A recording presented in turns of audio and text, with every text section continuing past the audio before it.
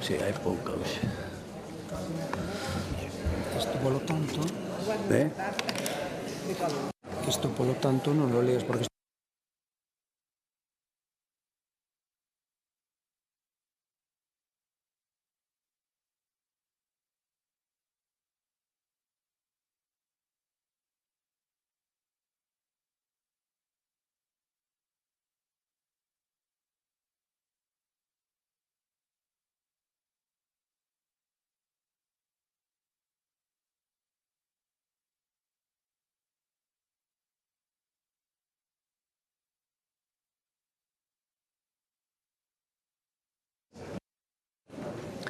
Bo día, reanudamos a sesión na que se vai a producir o debate e votación das propostas de resolución. En primeiro lugar, haberá unha rolda de intervención dos portavoces dos grupos parlamentarios para a presentación e defensa global de todas as propostas de resolución por un tempo de 30 minutos por grupo parlamentario.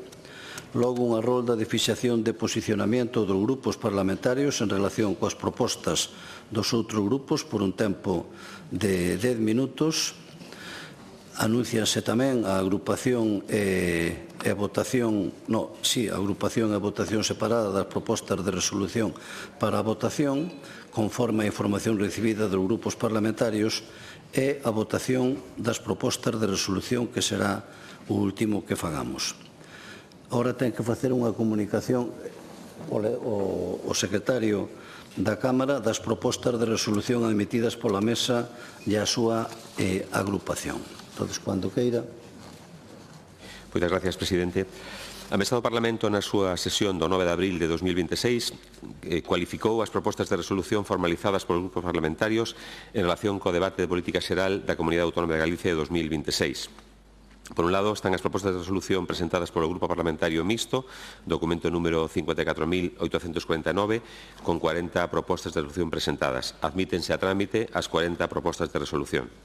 Por outra banda, as propostas de resolución presentadas polo Grupo Parlamentario Socialista de Galicia, documento número 54.857, 40 propostas de resolución presentadas, e admítense a trámite as 40 propostas de resolución coa seguinte observación. Proposta de resolución número 34 deberase sustituir os xerundios establecendo e habilitando por o establecemento e habilitación de. Por outra banda, propostas de resolución presentadas polo Grupo Parlamentario do Bloque Nacionalista Galego, documento número 54.858, 40 propostas de resolución presentadas e admítense a trámite as 40 propostas de resolución. E, por último, propostas de resolución presentadas polo Grupo Parlamentario Popular de Galicia, documento número 54.859, 40 propostas de resolución presentadas, admítese a trámite as 40 propostas de resolución coa seguinte observación. Proposta de resolución número 39, onde di demandas ao Goberno de España, debe entenderse que a demanda se insta á Xunta de Galicia. Moitas gracias. Gracias. Comenzamos, polo tanto, a rolda dos grupos parlamentarios para a presentación e defensa das propostas. Grupo Parlamentario Mixto, señor Ojea.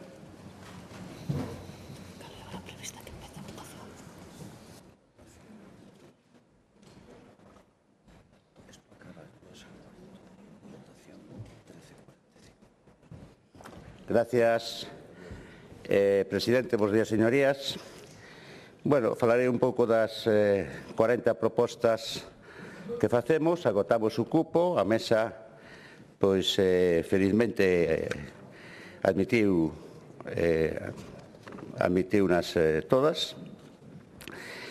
Falarei un pouco desas propostas que, tal como dice o reglamento, deben ser de tipo xenérico, non demasiado particulares. É unha cuestión que así o exixe o reglamento. Entonces, inda que a nosa función fundamental neste Parlamento é defender os intereses da provincia de Ourense, o reglamento exíxenos facer as nosas propostas nunha clave máis xenérica e máis xeral. De todos os xeitos, sempre propoñemos cousas que, en rigor, beneficiarían, lóxicamente, a calquera provincia da nosa autonomía, a calquer cidade, a calquer zona, a calquer comarca, pero, lóxicamente, pensando nas cuestións que máis precisa, ao noso entender, a nosa provincia de Ourense. Por exemplo, na primeira proposta, instamos a Xunta a implementar un plan de choque de vivenda pública que reforce o investimento en promoción pública en concellos con alta vulnerabilidade residencial e demanda acreditada. Lóxicamente, non só na cidade de Ourense e nos lugares da provincia de Ourense se fai falta eso, pero entendemos que en Ourense especialmente, se fose aprobado, lóxicamente, beneficiaríase, lóxicamente, o conxunto da autonomía. Instamos a Xunta de Galicia a axilizar os proxectos de interés autonómico, os PIA, para a creación de novos núcleos residenciais en solos de titularidade pública situados en cabeceiras de comarca do interior. Lóxicamente, estaríamos pensando que se axilicen na nosa cidade de Ourense os que están en marcha, pero ao pedirlo deste xeito, lóxicamente, como dixen, de aprobarse, veríanse beneficiados todas aqueles PIAs que están actualmente en marcha ou exixir a súa axilización. No mesmo ámbito da vivenda, instamos a Xunta a garantir unha igualdade nominal inversora nos plans de vivenda protexida, incentivos específicos para a recuperación e rehabilitación de viviendas baleiras en zonas que sufren un declive demográfico pronunciado, especialmente no interior. Cando decimos especialmente no interior, lóxicamente, estamos pensando na provincia máis interior da nosa autonomía, que é a nosa, non? Pedimos, por exemplo, modificar os criterios de reparto orzamentario para priorizar de forma efectiva o reequilibrio territorial do interior de Galicia. Aquí admitimos unha pequena transacción do PSOE no que, unha cuestión sencillamente semántica prácticamente que non afecta ao fondo da cuestión. Tamén pedimos unha publicación detallada da execución orzamentaria real, porque hai unha cuestión. Unha cousa é o que se orzamenta e outra cousa é o que se executa.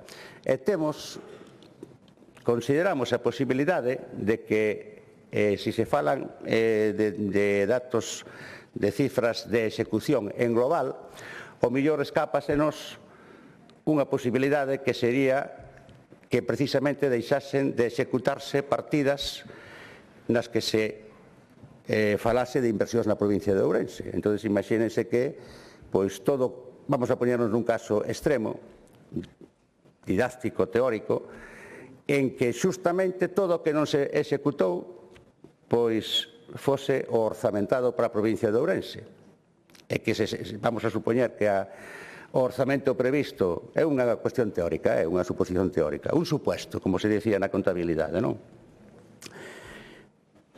Imaginen que a provincia de Ourense se destinase o 10% do orzamento e que quedase sin executar justamente o 10% do orzamento, que parecería que sería unha alta execución, porque sería unha execución do 90%, pero precisamente deixaríase de executar absolutamente todo o destinado á provincia de Ourense, que xa de por sí sería pouco. Este é un suposto, non? Un suposto teórico que explica un pouco o interés en que se informe detalladamente a execución orzamentaria desglosada por provincias, que é o que pedimos nesta proposta que é a número 6, non? Unha liña de financiación autonómica para a regeneración de espacios públicos e contornas urbanas, dice, en municipios de menos de 150.000 habitantes. Cando dicimos en municipios de menos de 150.000 habitantes, lóxicamente non estamos pensando na Coruña na Coruña e en Vigo, precisamente.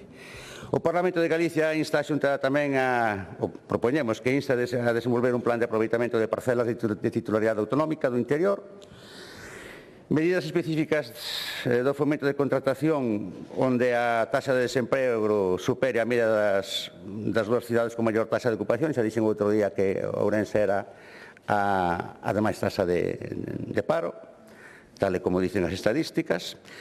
Conceder axudas directas para o mantenimento da supervivencia do comercio de proximidade en contornas rurais. Aquí creo que aceptamos unha emenda do Partido Popular, unha transacción na que se amplía o manteñemento de establecementos comerciales a outros servicios.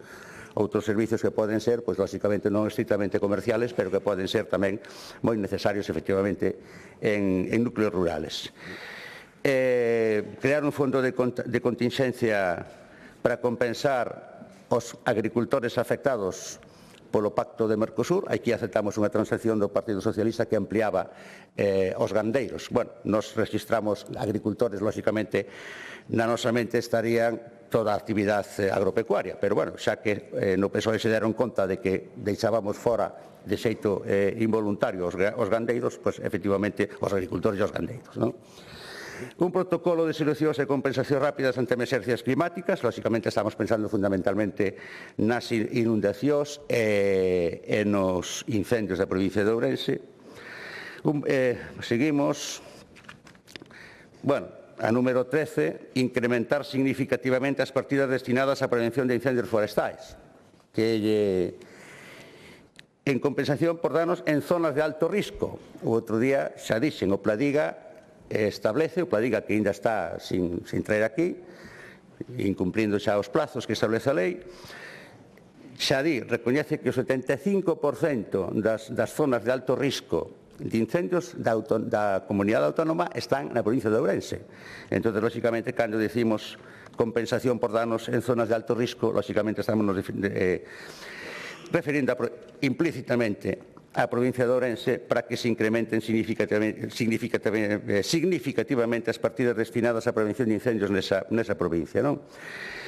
Instamos a reestruturar a liña de transporte público para axustalas ás necesidades demográficas da Galicia rural. Lógicamente, este é un problema que non só afecta a provincia de Ourense, sino a toda Galicia. Falamos aquí moitas veces da baixa optimización das liñas de transporte público autonómico, pois, en termos de cobertura de frecuencias, de mobilidade en xeral, aunque pola especial condición de pouca poboación da provincia de Ourense, pois este problema está máis agudizado. Todos sabemos que onde hai pouca población resulta máis complicado facer rendible para as empresas de transporte, pois, dar esta clase de servicios. Por lo tanto, habría que reestructurar as liñas de transporte público tendo en conta, pois, as moitas deficiencias que se están detectando nos últimos anos, non xa solamente por incumplimentos de contrato, que saltan a cada vista en termos de puntualidade, en términos de coberturas, sino que, ao mellor, inda que as empresas de transporte cumplan escrupulosamente os plegos, o servicio non é óptimo porque se exixe, ao mellor, unha reestructuración global desas liñas. E iso tamén o estamos pedindo, pois, en termos xerais, pero pensando na nosa provincia, non? Promover un reequilibrio das forzas de seguridade.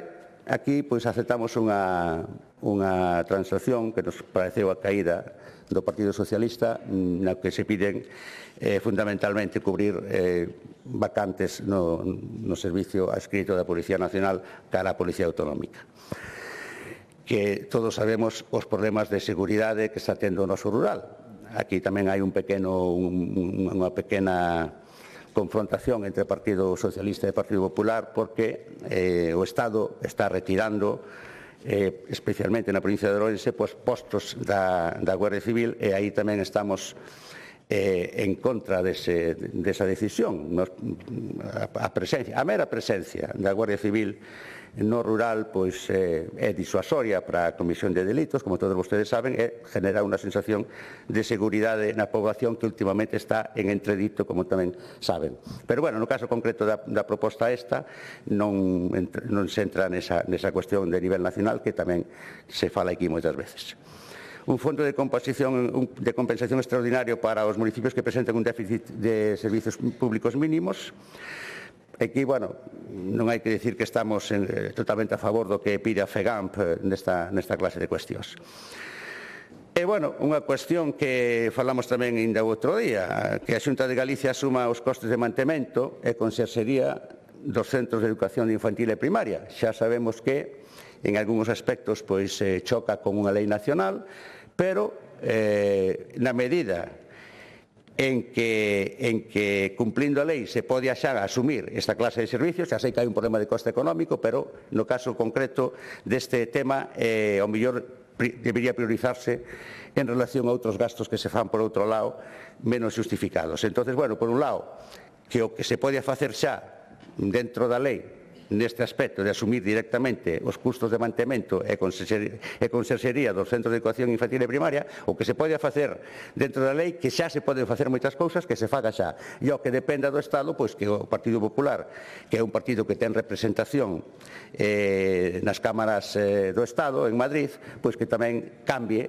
na medida en que pode, ou inste a cambiar, ou chegado o momento que cambie esa lei para que a autonomía a Consellería de Educación poda asumir esas prestacións que afogan moitas veces os concellos, especialmente os concellos pequenos, como todos vostedes saben. Creación e desenvolvemento de proxectos de parques acuáticos termais de referencia como motor de atracción turística. Non nos parece mal que se fagan en calquera sitio, pero especialmente pois estámoslo pedindo para a provincia de Ourense. Estimamos en 20 millóns de euros un parque acuático termal. Hai un proxecto xa, un anteproxecto que pagou o Concello de Ourense a unha consultoría, e 20 millóns de euros que podían ser, pois, xa que non nos cae o alcalde de Vigo para ese edificio onde se establecerían as asociacións de veciños, a bella estación de autobuses, pois que por poñer unha idea, non? O caso é que se quere, se pode facer. 20 millóns de euros vendo as cifras que manexa o Partido Popular en outros sitios que parece non doerlle, pois aí viñanos moi ben para eso, para o parque acuático termal. Bueno, grandes instalacións deportivas e dotacións deportivas, vostedes xa saben que vimos reclamando vou dicir campo de fútbol novo do Couto, pero non é que pedamos un campo de fútbol, unha infraestructura deportiva lúdica e de ocio que incluya non solamente un campo de fútbol novo que non sexa o que temos hoxe, que a pesar da obra que se fixo en datas relativamente recentes quedou mal, e non vou xa dar máis detalles, que levamos falado moito deso, que sexa además un rocódromo e unha zona onde se poden facer eventos ao mesmo nivel que se fan en sitios como Coruña e Vigo, donde, como digo, aí non dan os cartos. Exactamente, instalacións deportivas, temos, bueno, pedimos tamén edificar novas infraestructuras hospitalarias naquelas cidades onde só exista un único hospital. Xa sabemos que hai cidades que teñen varios e hai cidades que só teñen unha. Pois, bueno, en Ourense queremos un hospital novo que teña todos os servicios que teñen, cando menos os de Vigo, e non teñamos que desplazarnos o Álvaro Cunqueiro, os ourensáns, para tantos servicios, entre eles, pois, por exemplo, o meu difunto pai que tuvo que pasar ali pois, unha temporada. E tiñamos que ir a vir todos os días e todas as noites para estar con ele. E non somos os únicos, lóxicamente. Nos queremos en Ourense un hospital como o que ten Vigo, como Álvaro Cunqueiro. Non queremos que sexa para menos, non? Bueno, despois que todos os barrios urbanos densamente poblados conten cun centro de saúde dimensionado según os estándares máis exixentes da comunidade. Aí estamos pensando fundamentalmente no noso subconsciente, sobre todo no centro de saúde do barrio do 21, de Ourense. Un plan que garanta que o número de especialidades e investimentos sexa o mellor posible adaptado á demografía. Eu penso que isto é fácil, todo isto que estou dicindo é fácil de apoiar por calquera grupo parlamentario, non? Acceso territorial á atención médica especializada mediante o uso intensivo de telemedicina, medidas para a estabilización definitiva de plantillas de atención primaria. Bueno, xa sabemos que se está facendo por parte do Partido Popular uns cambios neste ámbito de atención primaria, pero pensamos que, efectivamente, adoptar medidas para a estabilización definitiva das plantillas pódese facer, e nós estamos pedindo eso, porque a inestabilidade das plantillas é o que causa, como todos vostedes saben, moitas veces, e casi sempre, os problemas de atención ás listas de espera, etc. estabilización das plantillas é fundamental. Reactivar e concluir de forma inmediata todos os edificios administrativos pendentes de finalización nas cidades de interior. Obviamente estamos pensando en concreto, ainda que isto lógicamente se aplica a máis lugares, no edificio administrativo que a Xunta ten, iba a dicir a medio facer, pero que non está a medio facer, está a, non sei, a 0,0001 de facerse, porque está balizado o contorno da parcela onde está previsto ese edificio administrativo da Xunta e no interior pois medran as especies botánicas e nese biotopo pois tamén proliferan as correspondientes especies zoolóxicas, xa me entende. Conclusión de obras en museos arqueolóxicos.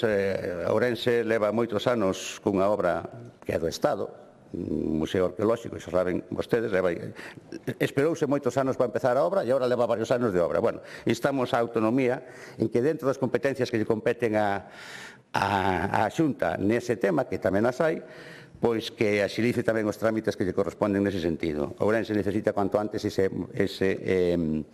museo arqueolóxico, que xa digo, é do Estado, non é a responsabilidade total da Xunta, pero a que ten a Xunta instamos tamén que axude a sacar para diante o tema.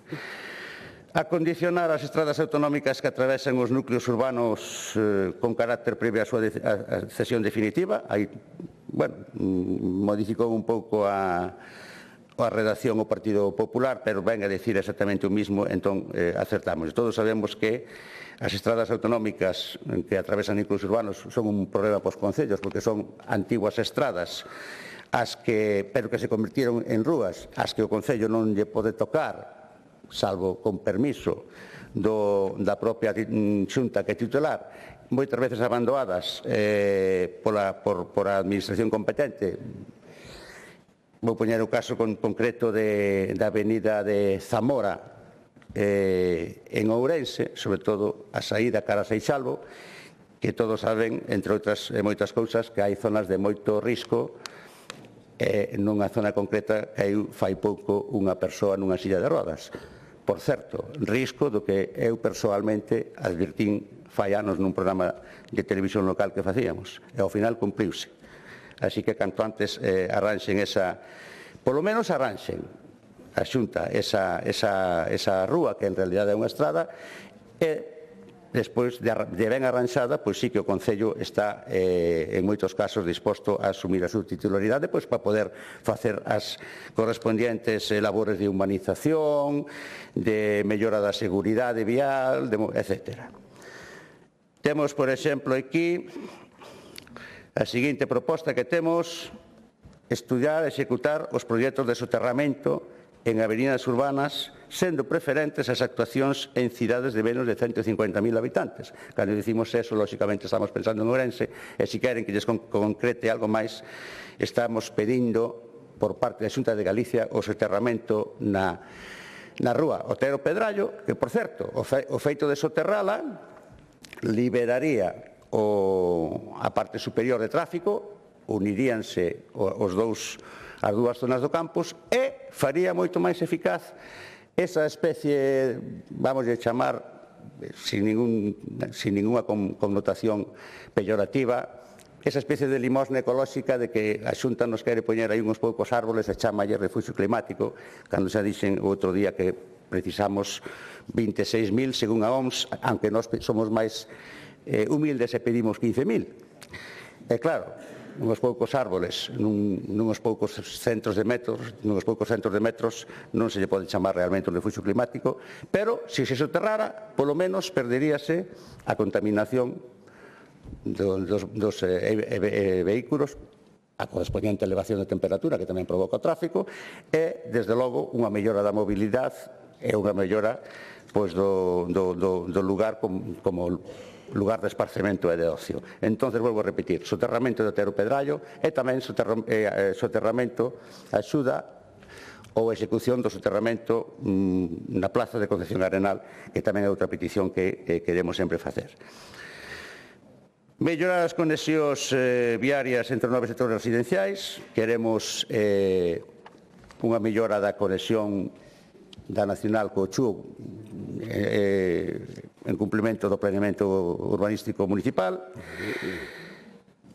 Queremos para todo o mundo, pero especialmente para Ourense, financiar e instalar sistemas de mobilidade vertical como rampas ou ascensores naquelas cidades con orografía de pendientes pronunciadas. Ourense non é a única, pero unha das de maior número de pendientes pronunciadas. Ven a memoria, vostedes non sei se lembran un señor de Pontevedra que se chamaba John Balan. Pois unha vez atopeime fai moitos anos con el, na rúa, hoxe chamada Rúa de Concordia en Ourense, pregunteille, iba subindo pola costa, e dixe, John Balan, por aquí, e díceme el, Ourense ten moitas costas, iba todo cansado. Bueno, quero decir que veume esa cousa a cabeza, por darlle un poquinho tamén de salsa á intervención. Estamos pensando moi concretamente na necesidade dun sistema de elevación vertical entre a calle da Saínza de Ourense e o hospital,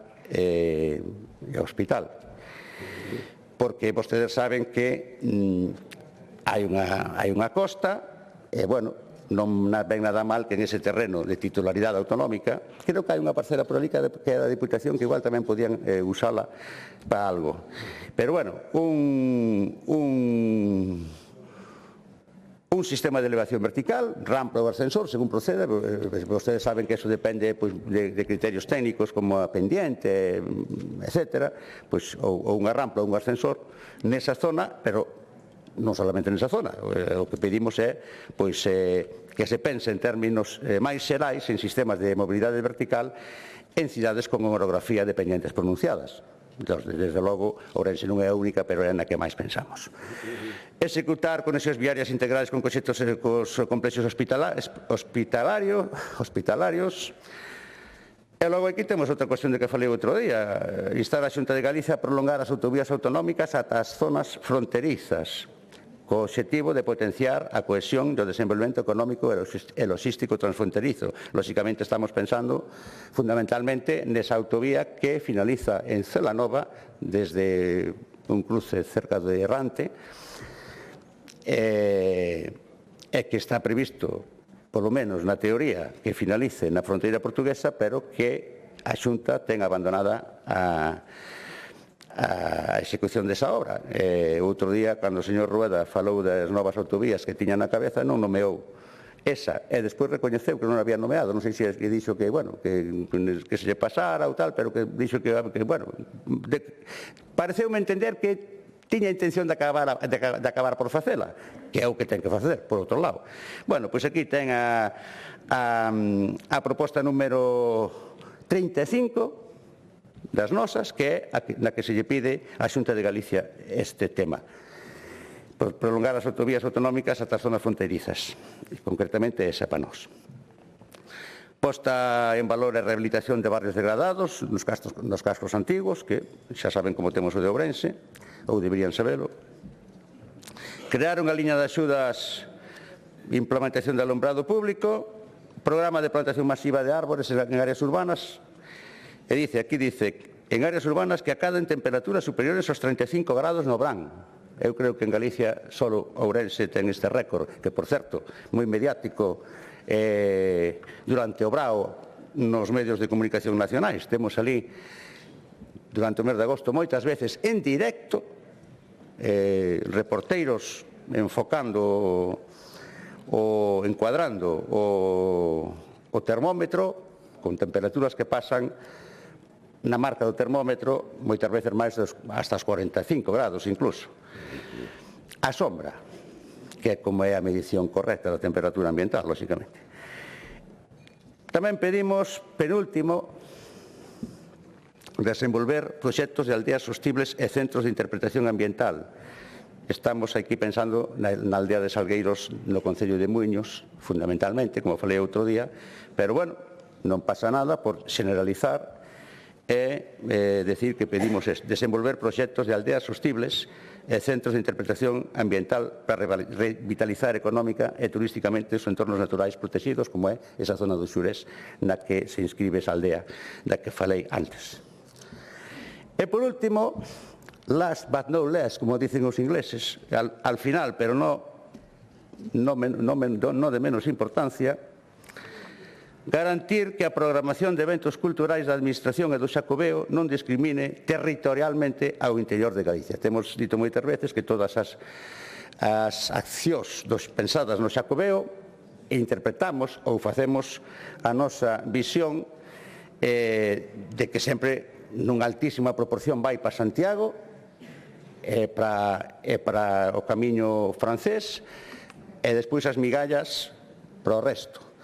Hai que aplicarse eso que se chama a lei, o sea, xa saben ustedes que a naturaleza tende ao que se chama a lei de Pareto, non? Que 80% dos recursos vayan ao 20% do destiño, pero claro, hai que loitar un pouco contra esa lei do 80-20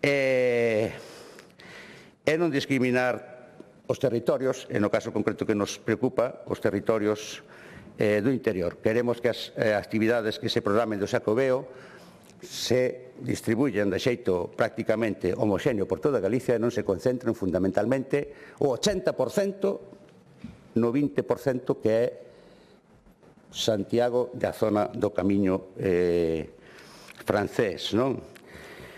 Aquí xa lembrei varias veces que un conselleiro do Partido Popular, que xa non está con nós, por desgracia, recoñeceu fai bastantes anos que non mandaba actividades do Xacobeo para Ourense, reconoceu nos medios de comunicación, porque tiña el dixo, un clima estupendo, querendo decir que no Brao non se paraba ali. Bueno, unha maneira eufemística de decilo. Entón, bueno, nunca se me olvida aquelo, o sea, un conselleiro que creo que era da zona onde hai moitos chocos, ou se fais unha festa dos chocos, que está moi bons, por certo, recoñeceu, e mira que se me sigue acordando, desde fai anos, que a provincia, sobre todo a cidade de Ourense, ten un tempo estupendo, según dixo el, quería dicir que facía moitísimo calor, e que entonces ali non se paraba, e por eso non mandaba actividade do Xacobeo. Unha disculpa, lóxicamente, na nosa visión da cuestión. E lóxicamente, ese problema, se realmente fora ese o problema e non unha disculpa, mitigaríase con eses 15.000 árboles, mitigaríase parcialmente, seguramente, pero mitigaríase algo. Con eses 15.000 árboles que pedimos para que baixen as temperaturas no Brao, e non solamente para que baixen as temperaturas, para que mellore a calidade do aire, que outro día salía que Ourense tiña peor calidade do aire, e para, bueno, xa saben vostedes que o verde á vista e a naturaleza á vista xenera saúde e xenera bienestar. E nada máis, na seguinte intervención pois referireime someramente a nosa posición en relación ás propostas do resto dos grupos. Nada máis, gracias. Gracias. Grupo Parlamentario Socialista, señora Lara Méndez.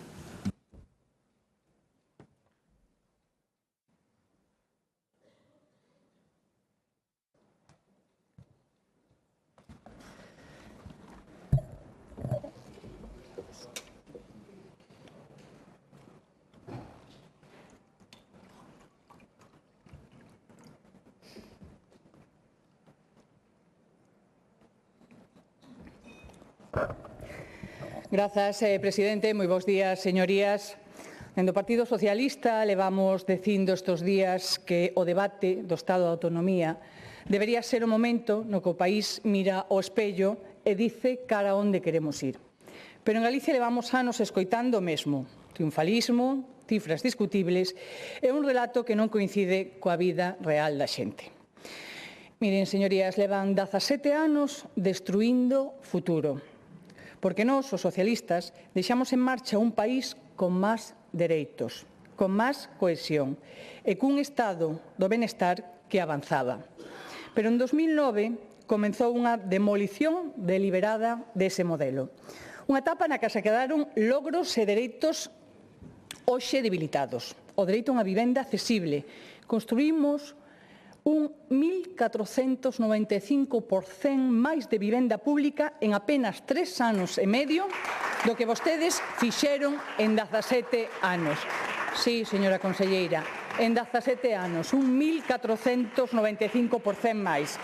O dereito a ser atendido por un médico en menos de 48 horas. O dereito a que todos os nenos e nenas tiveran libros de texto de balde. O dereito a contar con servicios públicos de calidade en todos os concellos gracias ao plan concertado e ao pacto local. O dereito á igualdade salarial blindado por lei. O dereito a ser coidados na vellez porque nunca se construirán tantas residencias ni centros de día. E miren, foi un goberno que planificou o futuro, que deixou en marcha un plan eólico que hoxe nos permitiría ser líderes en España. E foi tamén unha etapa na que os medios públicos acadaron os mellores datos de audiencia porque había pluralidade e había credibilidade. E hoxe, señoría, estas cifras están en vermello. Nunca houbo tanta xente en Galicia que precisase vivenda accesible, atención sanitaria ou prazas en residencias. Durante 17 anos, vostedes erosionaron as bases que estaban creadas. E agora, fronte a eses problemas estruturais, porque se convertiron xa en problemas estruturais, en vivenda, en sanidade ou industria, responden con bonos. Esa é a diferencia entre os dous modelos. Vostedes cambiaron unha Galicia de dereitos por unha Galicia de caridade.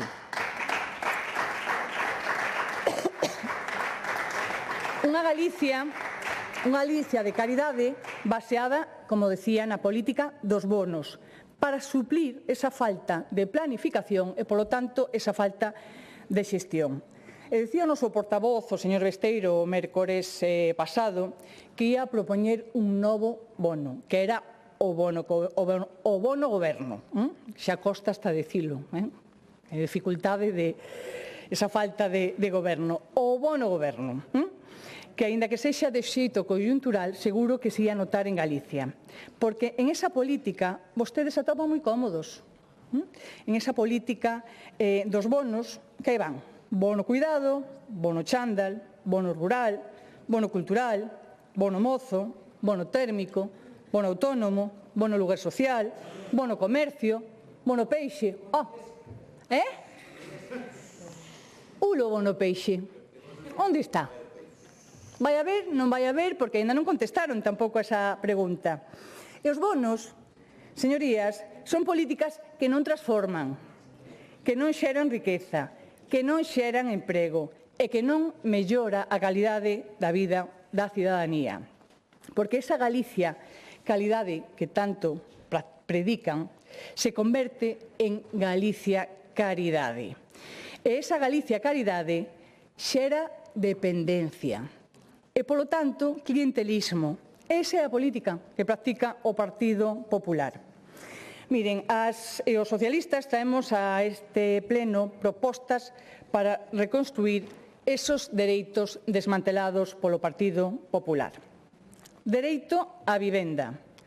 31.507 demandantes, conselleira, 31.507, dos cuales 22.856 prefiren un bono aluguer e prefiren un bono piso aluguer e prefiren o aluguer porque xa renuncian a compra, porque non teñen capacidade económica para meterse xa nun piso, nunha hipoteca. E por iso, o 73% prefiren o aluguer. 50% do salario de moitos mozas e mozas teñen que ser adicados a pagar o aluguer, co cual teñen que vivir co 50% restante. O que é comer, o que é algo de ocio, porque tamén lles corresponde, o que é vivir co 50% do seu salario. Vivendas baleiras que se cifran en $500,000, pero, mire, só con habilitar o 10%, que serían 50.000, xa teríamos cuberto a demanda de pisos de aluguer. Pero, claro, en 17 anos miraron para outro lado, señora conselleira. Unha execución orzamentaria dende o ano 2009 a 2026 do 47%, coa necesidade de vivenda que hai. Rehabilitación e vivendas tamén infravivendas, de 30 incluso metros cuadrados. E mire, señora conselleira, hai que explotar a oferta. Por iso, dende o Partido Socialista, propoñemos ese banco público de aluguer que permita mobilizar esas vivendas baleiras. 10.000 vivendas en Galicia poderían dedicarse a ese fin, facilitando a declaración de zonas de mercado residencial tensionado, evitar prácticas especulativas, señora conselleira, e un parque de vivendas protexida de maneira permanente. Propoñemos tamén modificar a normativa vixente en materia de habitabilidade para evitar esa infravivenda. Queda moito por facer, conselleira, pero queremos tamén o dereito á sanidade. 378.749 persoas en lista de espera. Persoas, homes e mulleres con nomes e apelidos, que poden ser as nosas nais, os nosos pais, os nosos fillos, os nosos irmãos, é dicir, persoas. Persoas. E na última oleada, máis de 50.000 persoas máis. Máis de 50.000 persoas. Isto xa é un colapso da nosa sanidade. E a atención primaria, a peor valorada do Estado. E non o di o Partido Socialista, que o din datos oficiais, ou CIS. A atención primaria peor valorada. E 1 de cada 4 non consigue consulta e xa desiste. En marzo do ano en curso, o 43% dos pacientes non recibiron cita en 4 días, a pesar que isto era un compromiso do señor Rueda. Claro, o señor Rueda e o señor conselleiro o que din é que había folga, pero despois din que non había seguimento. Hai folga, pero non hai seguimento, pero temos 1 de cada 4 que non reciben esa atención. Pero que no ano pasado, esa horquilla andaba entre o 32% e o 39%. Non sabemos xa de quen sería a culpa, porque xa non temos memoria tampouco. Será porque non fixeron un bono sanitario, que é o que lles queda. Porque o que están facendo é obligándolle aos cidadáns a irse á privada. No ano 23 dedicáronlle 200 millóns de euros.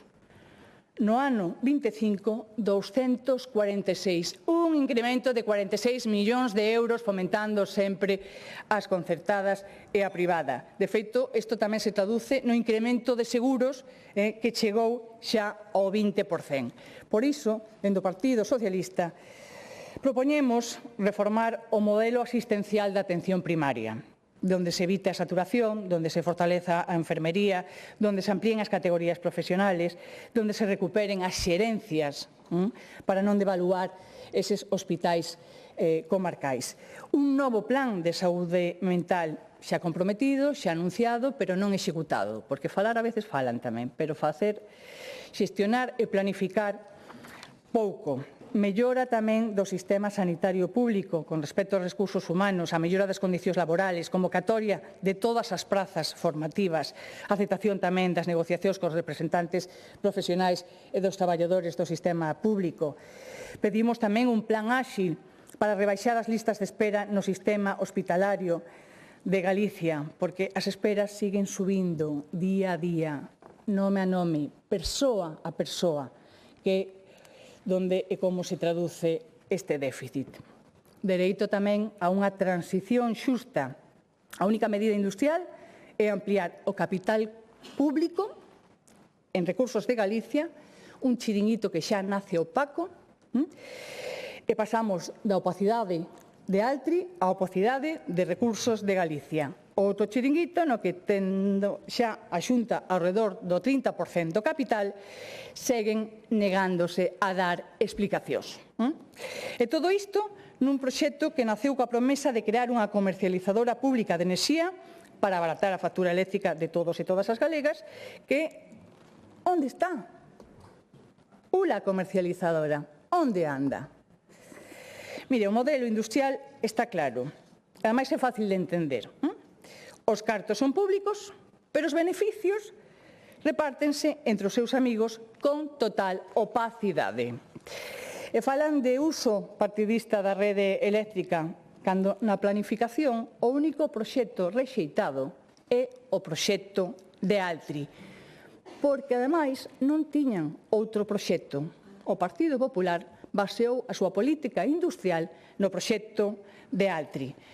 Por iso, nos propoñemos reformar e reforzar o IGAPE para convertelo nun verdadeiro instrumento de promoción económica e política industrial.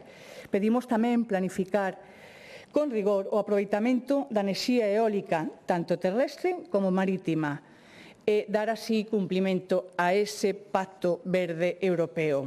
Pedimos unha resolución administrativa denegatoria do proxecto industrial de Altri para que non se lles ocurra o bono Altri e volver a rexurdir este proxecto que non quere a cidadanía ni enviable, ni social, ni económico, ni medioambientalmente. Queremos ter tamén dereito á mobilidade aérea, interurbana ou autoestrada. A mobilidade aérea, e para iso propoñemos a creación dunha comisión bilateral Estado-Xunta partícipe nas decisións dos aeroportos e construír dunha vez unha estrategia coordinada dos 3 aeroportos galegos que nos faigan ser competitivos e que nos faigan aumentar ese fluxo. Queremos tamén unha mobilidade interurbana, donde ten as competencias a Xunta de Galicia, porque a veces isto das competencias pedilas así e exercelas non, e pedilas moi pouquiño tamén, xa contarei. E pedimos, polo tanto, reformular ese mapa de mobilidade da estrada para dar unha resposta adecuada ás necesidades de liñas e frecuencias e impulsar tamén un plan urxente de modernización das estacións de autobuses que teñen un mantemento tremendamente deficiente. Solo fai falta ir a visitar algunhas delas, podemos poñer exemplo do Concello de Vilalba e ver como están deteriorados, que non son capaces de facer nin o mínimo mantemento nin os propios servicios como poden ser os aseos públicos que ali están. Mobilidade da autoestrada. E claro, aquí para falar de mobilidade da autoestrada tamén hai que falar de coherencia, porque nos o que pedimos os socialistas, como xa fixemos coa AP9, é que se vaya camiño á gratuidade das autoestradas galegas.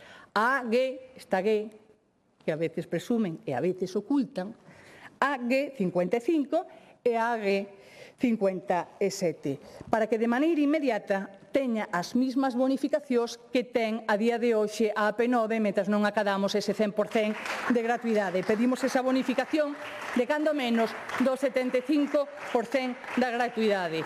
Coherencia, señorías do PP, coherencia, porque o que piden en Madrid se olvidan de practicalo en Galicia.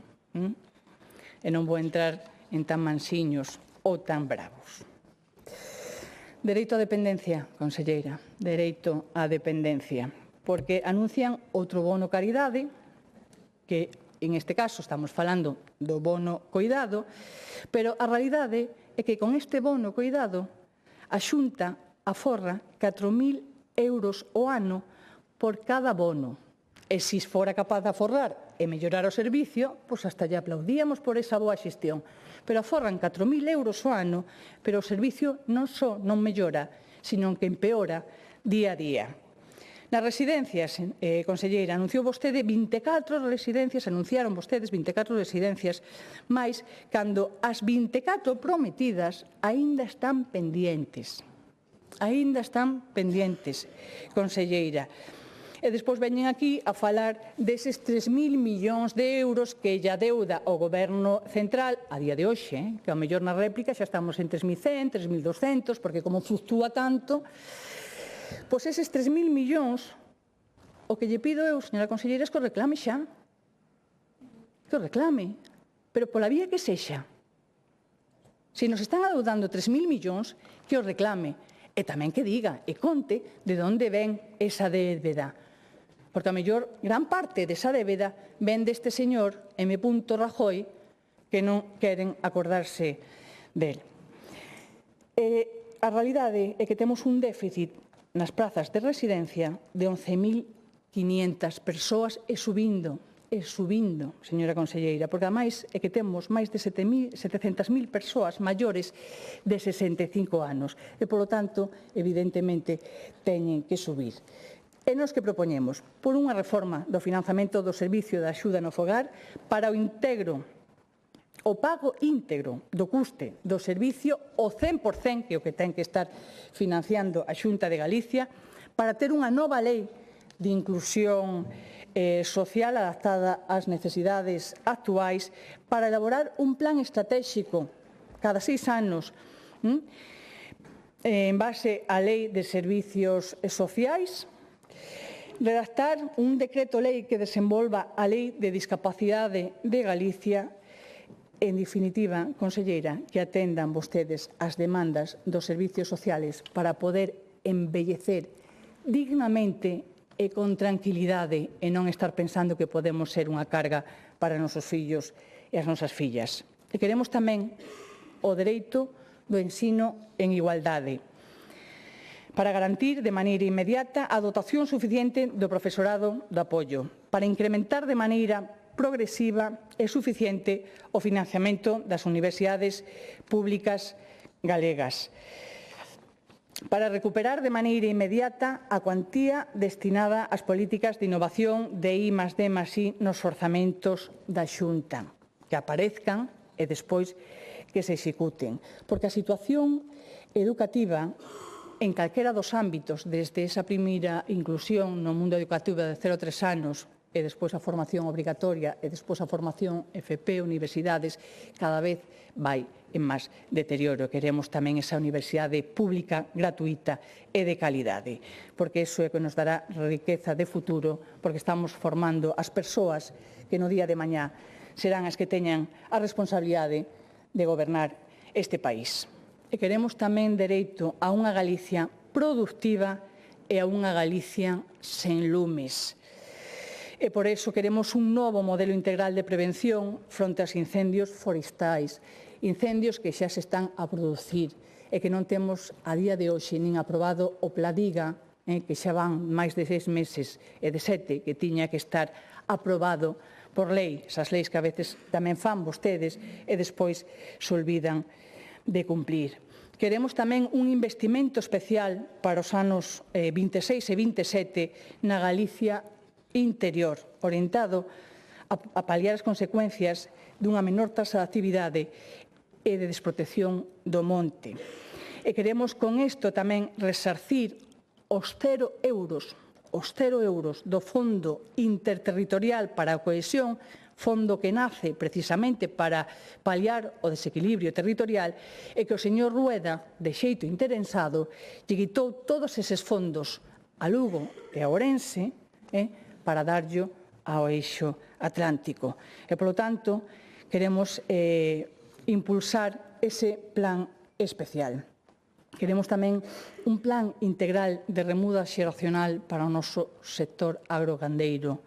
Un plan que, se non hai esa remuda, seguimos abandonando o monte, se sigue perdendo oportunidades no rural, se sigue baixando a calidade e cantidade do noso sector primario, e querémolo facer dunha forma transversal, onde haxa acceso á terra, onde haxa apoio económico, onde haxa formación e asesoramento para que sexan rendibles as explotacións nun momento onde o sector leiteiro está en unha crisis profunda, porque se está vendo obligado en moitos casos a ter que firmar os seus contratos do leite con pérdidas dende 3 ata 9 céntimos litro, que fan que non señan rendibles esas explotacións e fan, en moitos casos, que xa, antes de firmar, opten por pechar unha vez máis as explotacións, chegando ao orden de unha diaria.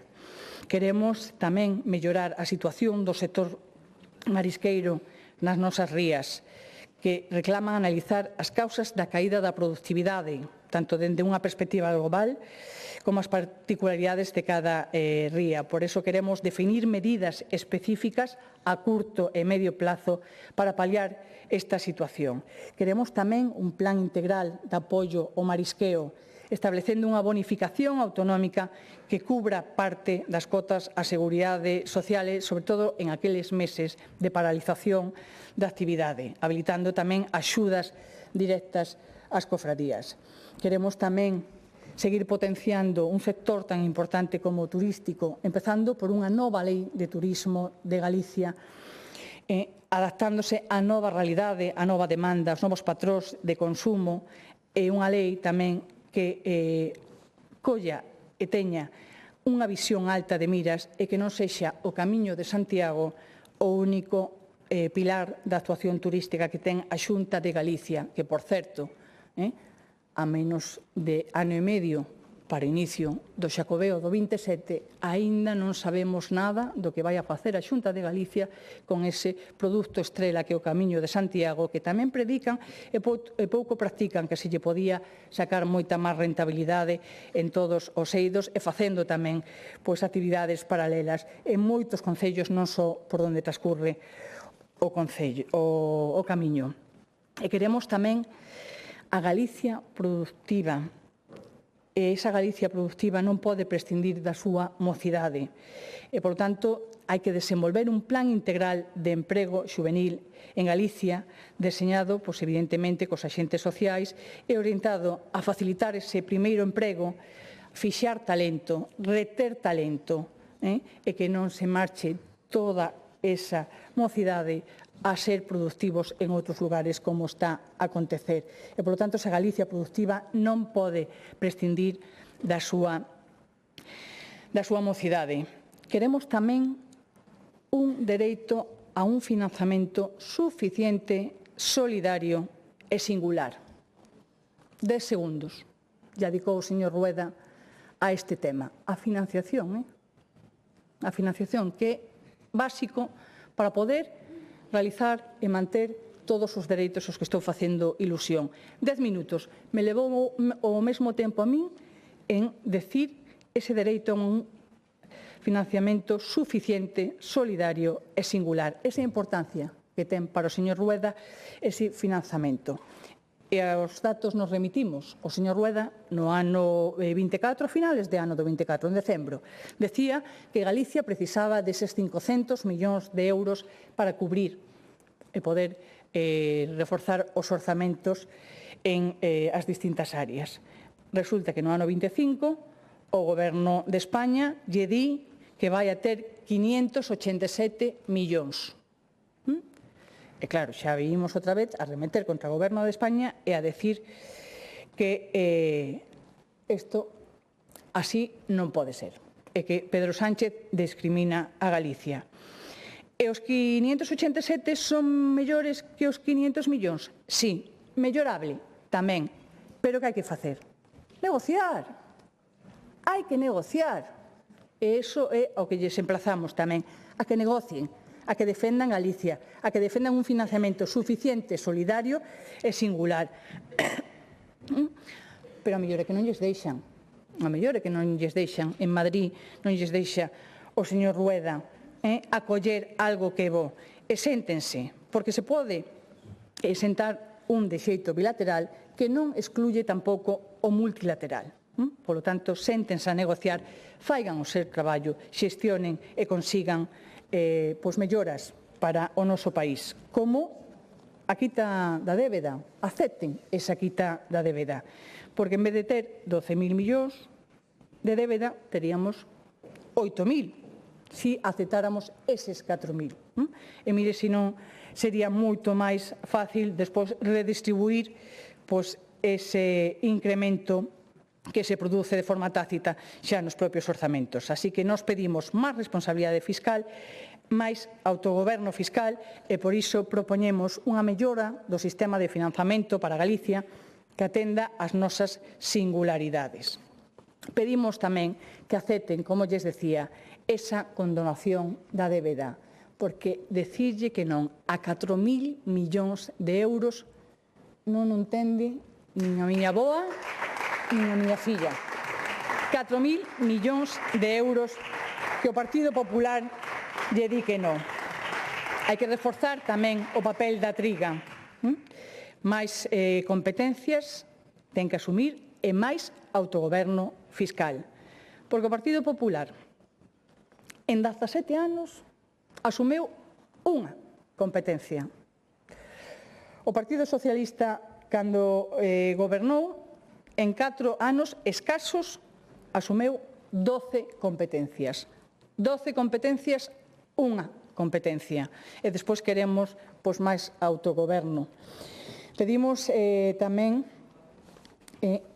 que o que lle piden ao Goberno central o trasladen aos concellos, porque isto de pedir financiación en Madrid para nós e o PP que ten a responsabilidade de trasladar tamén esa financiación e darlle estabilidade aos concellos, non o fan.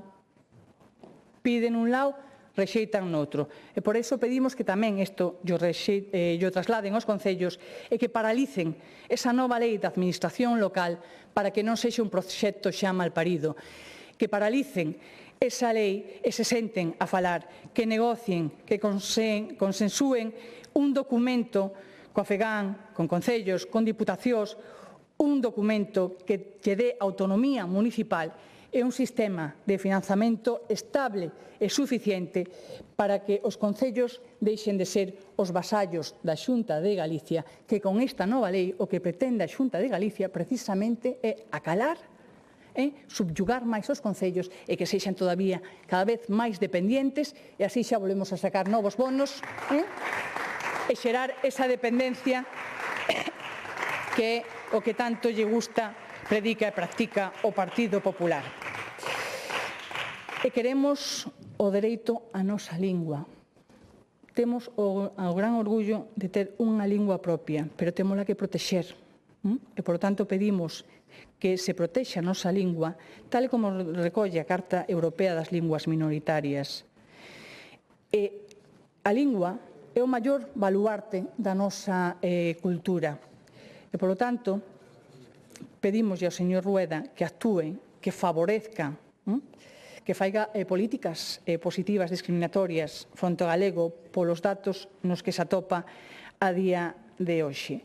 Escoitamos outro día o señor Rueda en esa intervención que basicamente se despachou o tema da lingua dicindo que somos orgullosamente bilingües. Pois claro que estamos orgullosos da nosa lingua, pero temos que potenciar a nosa lingua para que non caiga no olvido. E queremos tamén ter o dereito a decidir sobre o noso corpo. E por iso tamén vamos a pedir que se garanta na Constitución a interrupción voluntaria do embarazo. As mulleres temos que ter esa capacidade de decidir e queremos que non só por lei, sino a través desa Carta Magna que quede garantida a futuros ese dereito. E o dereito á memoria democrática. Queremos garantir tamén que o Pazo de Meirás sexa sede dun centro de memoria e de dereitos humanos.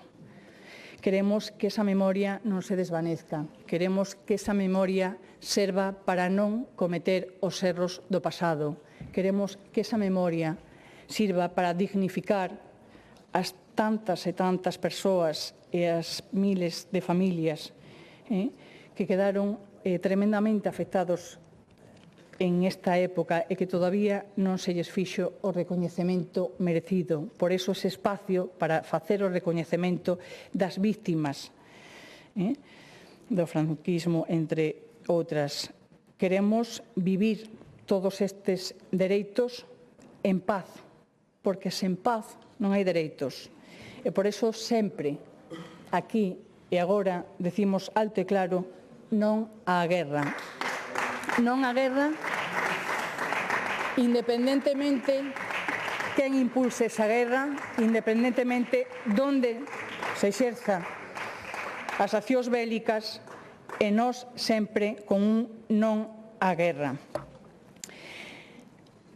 Abandonar a Galicia da caridade é o que lle pedimos ao Partido Popular. Abandonen vostedes esa Galicia da caridade, aposten vostedes pola Galicia dos dereitos, pola Galicia dos dereitos das persoas, pola Galicia dos dereitos dos galegos e das galegas. Moitas grazas. Gracias.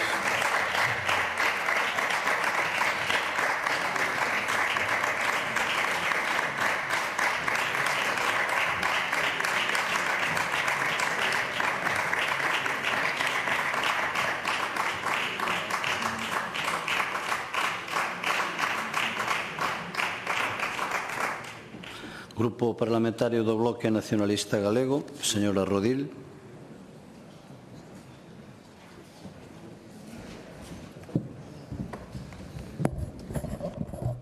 Grazas, presidente. Bon día a todas e a todos. Benvida tamén ás persoas que nos están acompañando hoxe desde a tribuna, algunhas delas ademais membros desta Cámara noutras legislaturas que tamén nos agrada volver a ver por aquí. Bo día tamén, señorías, e aos medios de comunicación que nos acompañan neste debate. Dicía a portavoz nacional do BNG, Ana Pontón, na primeira xornada deste debate do Estado da Nación, que estamos nun momento complexo de grandes cambios e desafíos. Un momento así é cando máis importante sería que Galiza tivese un goberno audaz, con visión de futuro, con ambición, capaz de impulsar as grandes transformacións que este país necesita. Pero, lamentablemente, as galegas e os galegos non temos iso. Temos un presidente do estancamento que aplica vellas receitas fracasadas que están empeorando a vida das galegas e dos galegos e que só ten para ofrecerlle a este país o espolio e a rapiña dos seus recursos naturais. Aquí, fora destas 4 paredes, fora deste hemiciclo, deste Parlamento, hai milleiros de galegas e galegos agardando que o seu goberne os considere unha prioridade, que lles faga un oco entre tanto anuncio e propaganda e os poña na lista de cousas que atender.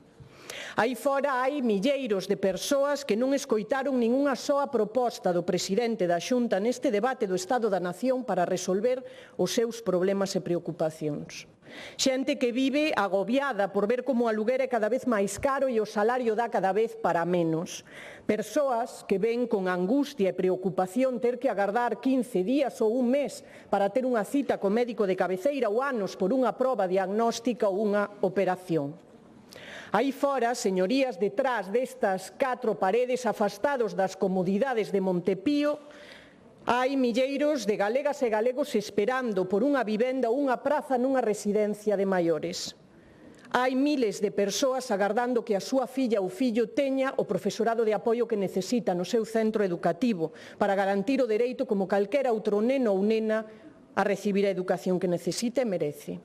E falar diso non é catastrofismo, é ver o que temos diante dos fuciños e, sobre todo, querer resolver os problemas da xente deste país, os que lle quitan o sono cada día. Disto vai este debate de política xeral, de facer unha análise da situación e facer propostas. E que lle propuxo o Partido Popular ás galegas e aos galegos neste debate do Estado da Nación, a todas esas persoas, a maioría da sociedade deste país que non vive na Arcadia feliz do Partido Popular?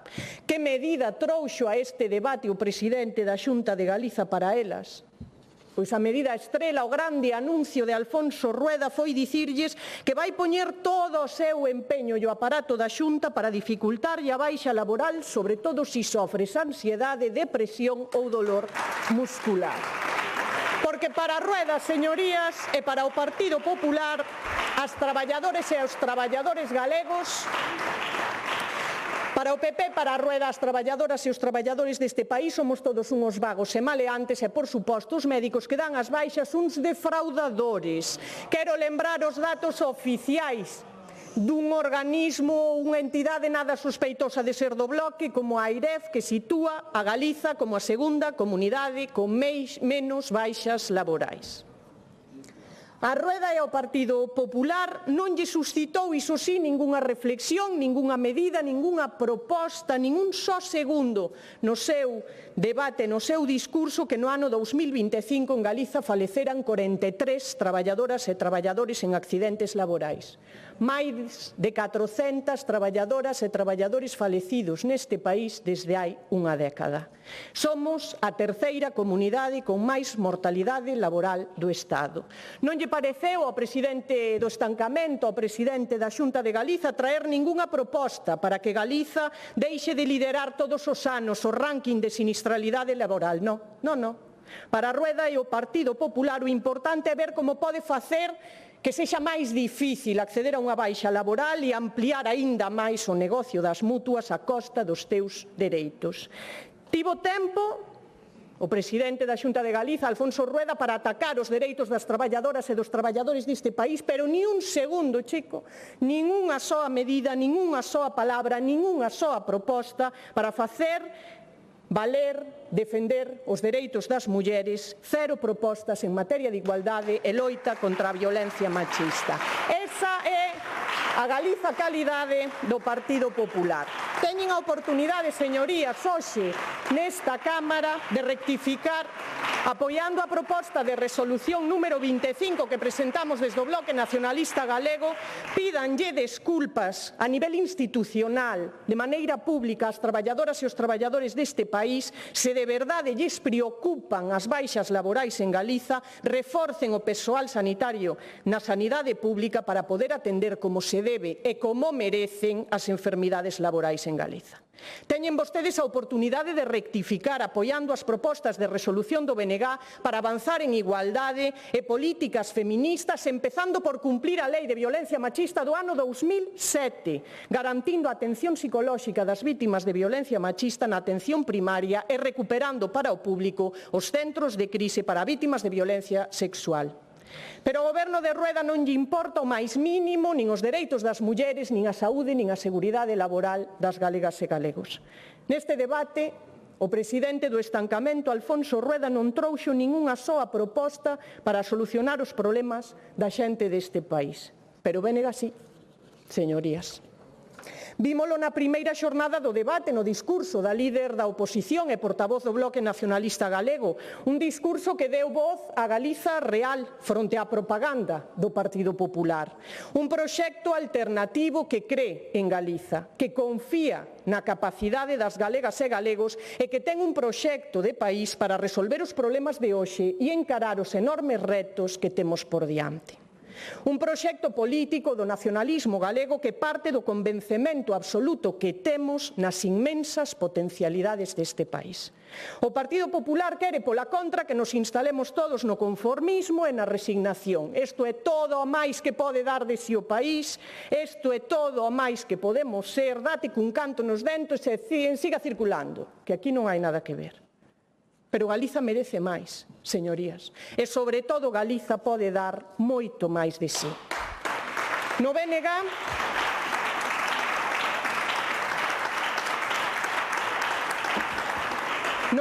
traemos e defendemos hoxe nesta Cámara 40 propostas de resolución que representan unha alternativa de goberno clara e solvente para darlle ás galegas e galegos o que merecen e o que precisan. Porque este país merece moito máis que un presidente que nos quere estancadas, conformadas e resignadas. As galegas e galegos merecemos máis que un goberno que só ofrece o espolio dos recursos naturais deste país. Hoxe desde o BNG defendemos e formulamos nesta Cámara 40 propostas de resolución pensadas para alcanzar colectivamente como país 3 obxectivos. O primeiro, blindar e reforzar os servizos públicos como garantía de dereitos fundamentais. O segundo, poñer a riqueza de Galiza ao servizo do desenvolvemento social e económico de Galiza. E, en terceiro lugar, construir un país máis forte nun escenario cada vez máis complexo. 40 propostas para atender as preocupacións das galegas e galegos e dar resposta aos principais problemas deste país. Non os problemas que lle parece ao BNG. Os principais problemas segundo o barómetro de sondaxe. O último publicado, manexámolo todos. Para as galegas e galegos reais, as que non viven na Arcadia feliz do Partido Popular, que andamos todos bailando entre unicornios e comendo polvo de estrellas, para a maioría deste país, os principais problemas son a vivenda, a sanidade, o envellecemento e a situación económica do país. Sondaxe. Hoxe, señorías, un dereito fundamental como a vivenda converteuse no principal factor de exclusión social.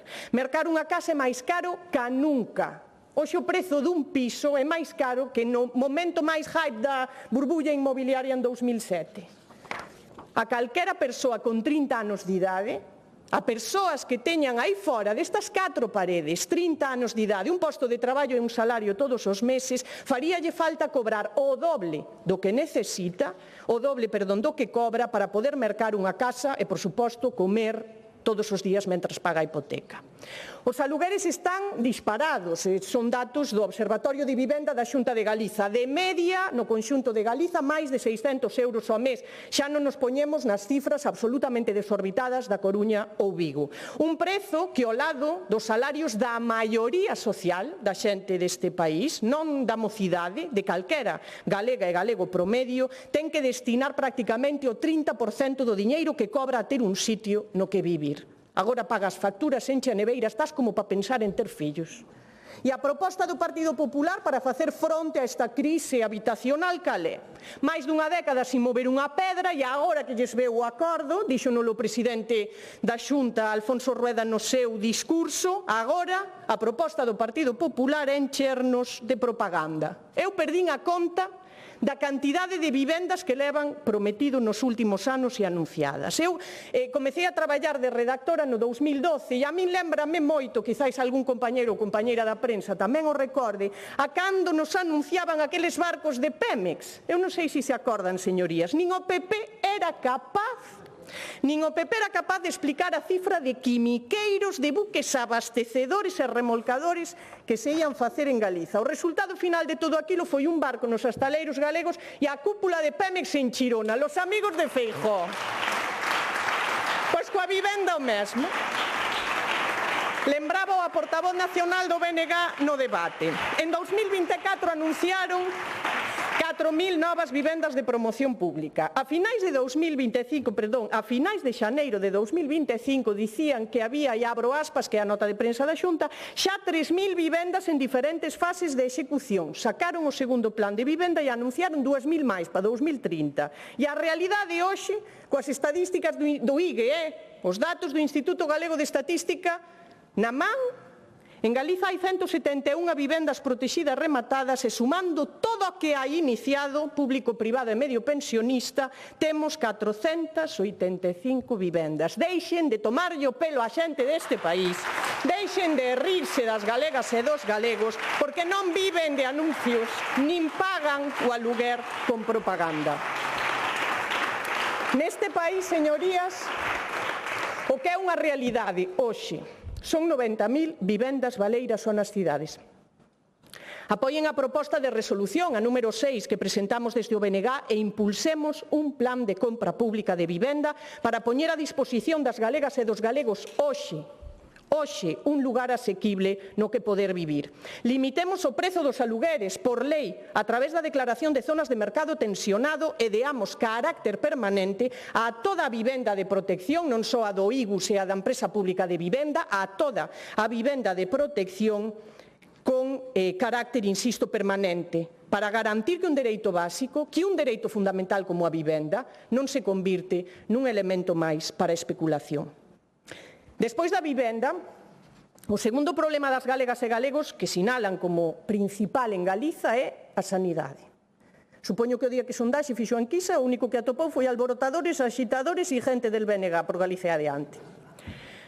Aí fora, señorías, a propaganda que vostedes gastan non tapa o deterioro que as súas decisións políticas ten na sanidade pública deste país. Eu digo sempre, polo centro de saúde pasamos todos. Non ten que vir ninguén contarche nada. Velo tú, sufrelo tú. Un mes de espera para que te atenda o médico de cabeceira. 11.000 nenas e nenos sin pediatra asignado. E 380.000 persoas,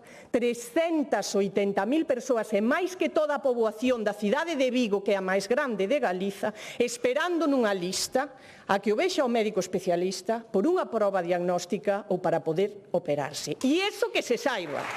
Porque hai unha lista en B que vostedes ocultan na que tamén hai miles de persoas. Así que hai máis de 380.000.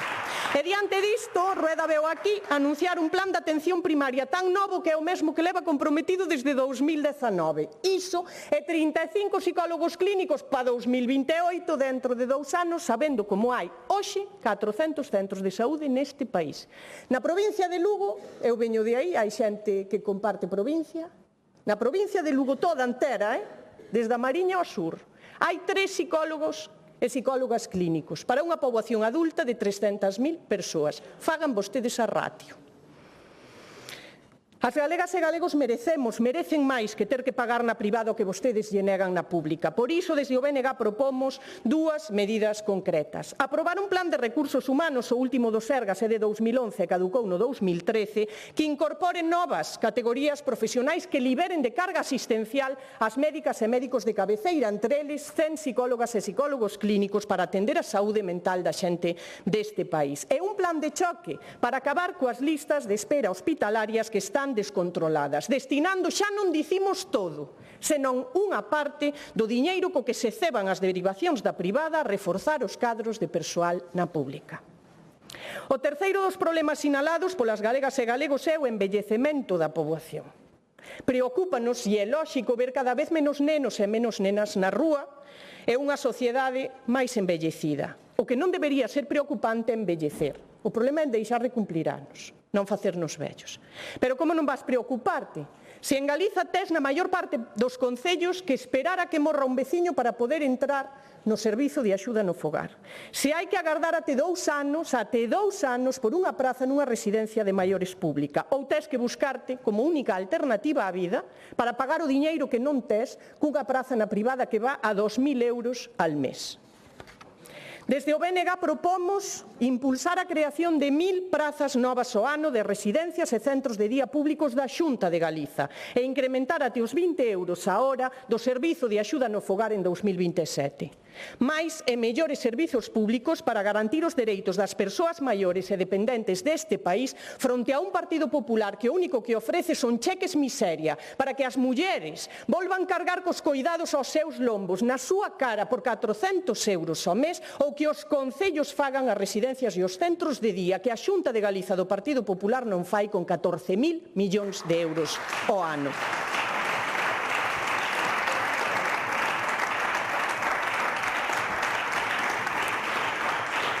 As galegas e os galegos merecemos envellecer con respeto, con atención e, sobre todo, con dereitos e con tranquilidade, que vale máis que moitos cartos.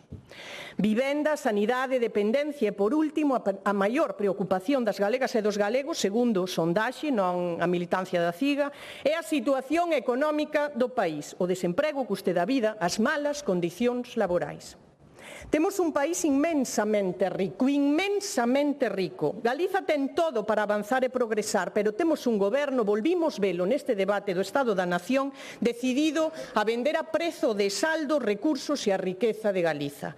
Un goberno e un presidente que actúan como cabalo de Troia do lobby eléctrico e mineiro. Vémolo co boom eólico depredador, co proxecto contaminante de Altri e mesmo como fan de valedores dos intereses dese puñado de empresas poñendo en xuízo mesmo a independencia xudicial.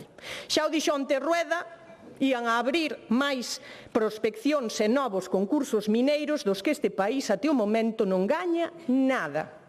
Temos un tesouro debaixo dos pés e un goberno decidido a entregalo para que outros se enriquezan con el. Fronte a iso, no BNG propomos cambiar o modelo. Poñer a riqueza de Galiza ao servizo do desenvolvemento social, económico e humano deste país. En primeiro lugar, unha tarifa eléctrica galega e a creación dunha empresa pública de enerxía. Se Rueda quere parecerse a Noruega, empece por facer de Noruega. Noruega ten, ademais dunha empresa pública de enerxía que nos monta parques eólicos en Galiza, tarifas eléctricas diferenciadas dentro do propio país, NO1 a NO5. Tamén Alemanha, tamén Finlandia. Eu recoméndolles viaxar algo, andar polo mundo adiante, que é sanísimo, señorías do Partido Popular, para ver como hai países europeos perfectamente democráticos que teñen tarifas eléctricas diferentes dentro do seu territorio. Hai que andar polo mundo, señorías. Unha tarifa diferenciada no Estado español é ilegal. Dixéronno, efectivamente, porque fixeron a lei eles, o Partido Popular. Pero xa tivemos tarifas distintas. En Galiza tivemos unha tarifa diferente, non se acordan? Que estuvemos gracias inestimables, gracias ao Partido Popular de Mariano Rajoy no ano 2013, as galegas e os galegos pagando a factura da luz máis cara do Estado. Baila gallego! Apoien a proposta do Bloque Nacionalista Galego para que os fogares e as empresas deste país poidan ter a electricidade máis barata nun territorio que exporta o 30% da electricidade que produce. En segundo lugar, propoñemos e defendemos unha proposta de resolución para declarar os minerais estratéxicos de interese público exercendo control e participación efectivos na súa extracción. Con este obxectivo, cremos que a Xunta de Galiza debe garantir que os novos concursos de dereitos mineiros que anunciaba no debate do Estado da Nación Alfonso Rueda priorizan o peche de ciclos produtivos en Galiza e a protección ambiental. Porque esa é a clave. Esa é a clave. É o na minería, é o no sector agrogandeiro, é o no sector do leite, é o no sector forestal. Crear valor engadido, xerar postos de traballo de maior cualificación, de máis calidade e maior riqueza no territorio. Con ese obxectivo, dentro das 40 propostas que defendemos e formulamos desde o BNG, propomos elevar o investimento en I+D+I na xeración de coñecemento como gran panca de desenvolvemento e modernización do noso tecido productivo até o situar no 2,5% do PIB en 2030 e aprobar un plan de desenvolvemento industrial que peche os ciclos productivos, que cree valor engadido, situando no 20% en 2032 o peso da industria no Produto Interior Bruto galego. Isto exixe financiamento, claro está. Por iso, desde o BNG propoñemos crear 2 instrumentos financeiros. Dunha banda, o Instituto Galego de Crédito como xérmolo dunha banca pública que tamén existe no resto da nosa contorna, en países perfectamente democráticos que pasan a proba do 9 do Partido Popular, un Instituto Galego de Crédito que permita transformar o aforro galego en investimento para o tecido productivo do país. E doutra, o impulso dun fondo soberano para os investimentos estratéxicos cun capital inicial de 400 millóns de euros. Un fondo de investimento para consolidar e fortalecer os sectores productivos deste país, para defender a galeguidade, o enraizamento do tecido industrial e empresarial con Galiza e tamén para impulsar cara adiante sectores económicos tradicionais ou outros emerxentes que teñan grandes potenciais de crecemento. Trátase, señorías, de confiar na capacidade deste país, no talento e no traballo do pobo galego. Dicía ao comezo na miña intervención que as propostas de resolución que defendemos hoxe desde o BNG perseguían 3 obxectivos: blindar os servizos públicos, poñer a riqueza de Galiza ao servizo do país e, en terceiro lugar, construir unha Galiza máis forte, unha Galiza que teña máis e mellores ferramentas, máis capacidade de decisión e intervención en todos os ámbitos da nosa vida, no social, no económico, poñendo en valor o que máis nos une como pobo, que é o noso idioma. Este ano cúmprense 45 da aprobación do Estatuto da Autonomía de Galiza, de 1981.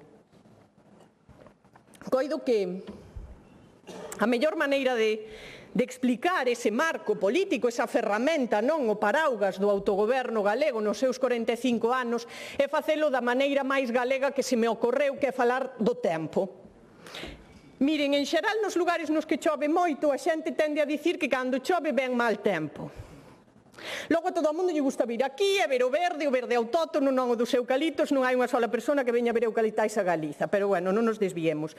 É un erro creer que o problema é a chuvia, non? Eu teño un amigo que viviu moitos anos en Alemania e os alemáns teñen un proverbio para isto, non? Non o vou dicir en alemán, non chego aí, non? Non hai tempo malo, só roupa inapropiada, din os alemáns. E dirán vostedes que terá que ver isto co Estatuto da Autonomía. Pois que cos países, señorías, pasa igual que ca auga, pasa igual que coa chuvia. O que falla non é o país, é o traxe. E o noso traxe é ese marco político que lle queda estreito, que lle queda 2 ou 3 talles máis pequeno do que necesita e do que se merece este país. E vostedes, señorías do Partido Popular, aínda lle fixeron o traxe máis pequeno e máis estreito porque non cumpren o Estatuto do 81, non o desenvolven e ademais non piden ningunha soa competencia máis. Porque xa nos dixo o presidente do estancamento, xa nos dixo o presidente do falso galeguismo, Alfonso Rueda, nun momento de extraña lucidez e sinceridade, que o Partido Popular de Galiza só reclama aquelas competencias que sabe que vai a exercer mellor que o Goberno de España. En 17 anos, vai a declaración de incompetencia, señorías do Partido Popular, non podíamos nós explicalo mellor que vostedes.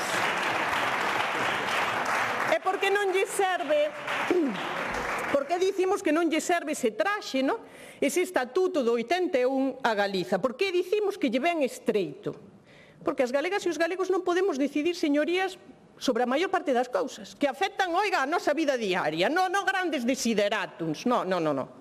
O de todos os días, desde que te levantas hasta que te deitas. Mire, non podemos decidir sobre a práctica totalidade dos impostos, dícenolo aquí o conselleiro de Facenda, cada día, si suben, si baixan, si nos entregan a conta. Por qué? Pois porque non recaudan os impostos en Galiza, agora hai que facer a declaración da renda. E a Hacienda somos todos, sobre todo España. Non podemos decidir sobre a principal autoestrada deste país, tantas veces prometida, nunca transferida. Por qué? Porque é do Estado.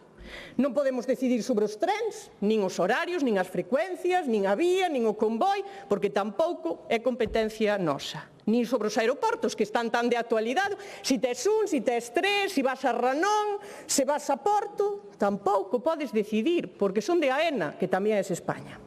Iso por citar apenas uns exemplos de rabiosa actualidade política. Poderíamos estar así toda a mañá. Para cambiar iso e construir unha Galiza máis dona de si, máis forte, desde o BNG formulamos 3 propostas. Abrir unha ponencia no Parlamento que permita ás galegas e aos galegos 45 anos despois da promulgación do Estatuto avanzar cara a súa soberanía plena. Deixar de pedir para comezar a decidir como adultas sobre as nosas propias vidas. Defender un sistema de financiamento xusto a través dun concerto económico que nos dé a chave dos nosos cartos. Queres baixarlle o IVA ao peixe, faino, pero para eso necesitas soberanía fiscal.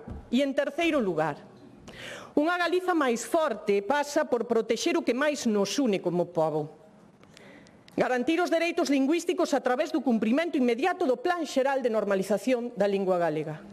Recuperar o consenso político que o Partido Popular rompeu no ano 2009, a través da derrogación dese decreto da vergoña, garantindo o carácter vehicular da lingua galega no ensino. Temos dereito a que as nosas fillas aprendan a lingua propia do seu país. Eu non penso resignarme a ver como a miña o vai perdendo pouco a pouco. E este pobo tampouco se vai quedar de brazos cruzados.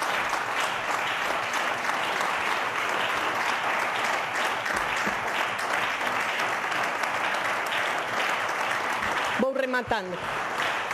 Señorías, este país inmenso, rico que temos, traballador, non é unha illa no mundo. Non somos alleas a todo o que acontece ao noso redor. As galegas e galegos somos xente de paz, un pobo solidario e internacionalista que sente como propio o sufrimento dos demais povos do mundo. Hai un libro que eu lle recomendo, realmente son 3, a triloxía da Fundación de Isaac Asimov, unha peza maravillosa da ciencia ficción que di: a verdadeira grandeza dunha civilización non se mide pola súa capacidade para facer a guerra, senón pola súa capacidade para evitala. Neste debate do Estado da Nación marcado polo ruído das bombas, pola violación do dereito internacional e a violación flagrante dos dereitos humanos no Líbano, en Palestina, en Cuba, en Venezuela, na Ucraína ou no Sáhara, desde o Bloque Nacionalista Galego traemos de novo a defensa da paz e un clamor pola soberanía dos povos. Remato, presidente, como fixo a portavoz nacional do BNG na primeira sesión deste debate. No BNG temos o convencemento de que Galiza merece máis e, sobre todo, que pode dar este país e a súa xente moitísimo máis aínda. Como goberno alternativo temos un proxecto ambicioso para construir unha Galiza sen límites que poña o noso país na vanguarda das nacións máis avanzadas. Hoxe defendemos e ofrecémoslles aos demais grupos da Cámara, pero sobre todo a xente que está fora deste hemiciclo, estas 40 propostas de resolución para comezar a facer esa Galiza que nos merecemos e, sobre todo, que todas e todos queremos realidade. Moitísimas grazas. Gracias.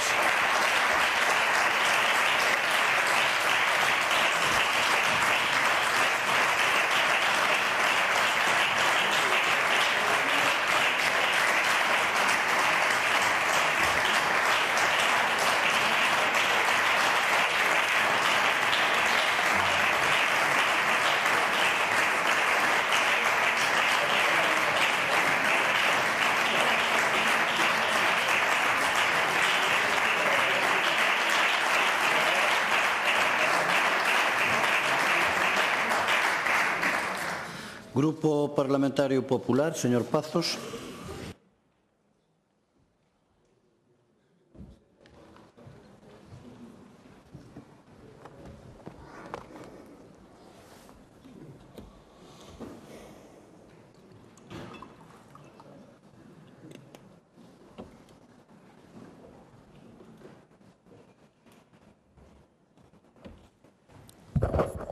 Moitas gracias, presidente. Señorías, permiten que este inusual portavoz nesta sesión comece facendo un recordatorio, non? Hoxe cúmprense 50 anos do pasamento de don Ramón Otero Pedrallo. Eu estou seguro que a don Ramón, precursor de tantas cousas, te gustaría que este debate sobre o estado da autonomía servise para facer unha radiografía da Galicia que estamos a construir os que sí nos preocupamos polos galegos e galegas. Unha Galicia da que eu creo que don Ramón se sentiría francamente orgulloso. Fronte á crispación e o conflito, fronte á crítica pola crítica, o goberno de Alfonso Rueda chega aquí, eu diría que en perfecto estado de revista. Por suposto, con autocrítica, con altura de miras, conscientes de que sempre se pode mellorar, de que estamos dispostos a elo, pero este día é a mostra da estabilidade política do goberno galego. E hoxe se están escenificando aquí dous modelos. O modelo da Galicia do sí, do presidente Rueda, e o modelo da Galicia permanente non, que protagoniza a oposición. O modelo da Galicia que avanza e o modelo da Galicia que aínda non se decatou quen leva 17 anos estancado nos asentos da oposición. 17 anos e siguen dicindo que os estancados somos os demais. É sorprendente, señoría. En fin, temos un modelo dunha esquerda que vai en PAC, non? O modelo do non do BNG e o non modelo do PSDG. Unha oposición absolutamente afastada da realidade de Galicia e afastada da realidade dos galegos. E, sin embargo, o modelo de sí, o modelo da Galicia que goberna.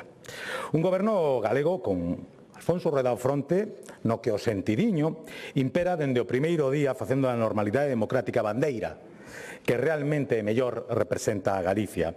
Porque fronte aos de non, no PP temos o modelo dos deberes feitos. E vémolo aquí, cun goberno galego que chega co 85% das propostas de goberno cumpridas. Sí, o recalco, 85% cumpridas no ecuador do mandato do presidente Rueda, que, por certo, é quen goberna Galicia por máis que lle pese a oposición, que a veces se lles esquece, a veces simplemente lles escoce, non? Pero a maioría das veces se lles esquece. Chegamos aquí con balance, con propostas, e iso que nos trae aquí a este Parlamento para mirar cara ao futuro e cara a Galicia que temos. Falamos de propostas realistas, isto é importante, realistas e efectivas, centradas no que importa, propostas da Galicia que goberna. E fronte a esa falta de iniciativas da Galicia que bloquea do BNG e do PSOE, presentamos un modelo de goberno que cumpre. E aquí trouxemos unha batería de propostas que parece que non coñecen, por certo, dun goberno resolutivo, con orzamentos, con estabilidade, con todo o que hai que ter para afrontar as necesidades de Galicia e resolver as preocupacións das galegas e dos galegos. Porque, señorías, a normalidade institucional é a esencia do noso modelo, con debate de Estado de Autonomía e con orzamentos. E en fronte temos un goberno de Sánchez a deriva que leva 8 anos, 8, sen debate do Estado da Nación e 4 sen orzamentos.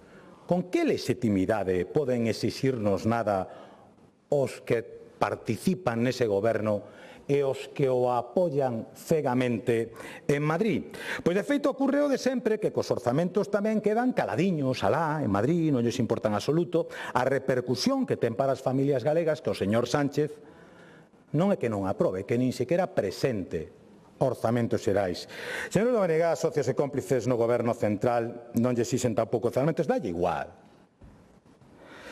Imos contabilizar por centos, xa que falamos de orzamentos, canto lle custan aos galegos as maravillosas e realistas propostas que nos regalou neste día a señora Pontón. Miren, por se alguén ten calculadora, 700 millóns de euros do escudo social propio para efectos económicos da guerra, 160 millóns do plan de saúde mental, 1.125 millóns de euros, o 1,5% do PIB, para as universidades, 20 millóns de euros equivalentes ao incremento do 20 euros do SAF que plantexaban nunha das súas propostas, 1.900 millóns de euros que supón o 2,5% do PIB para I+D+I, 1.500 millóns de euros do fondo soberano, moi importante o de soberano, para os investimentos estratégicos, 50 millóns de euros para o plan de emprego verde, 100 millóns para o fondo de Besa da Rogueira, 800 millóns de euros para o plan de xestión integral da auga.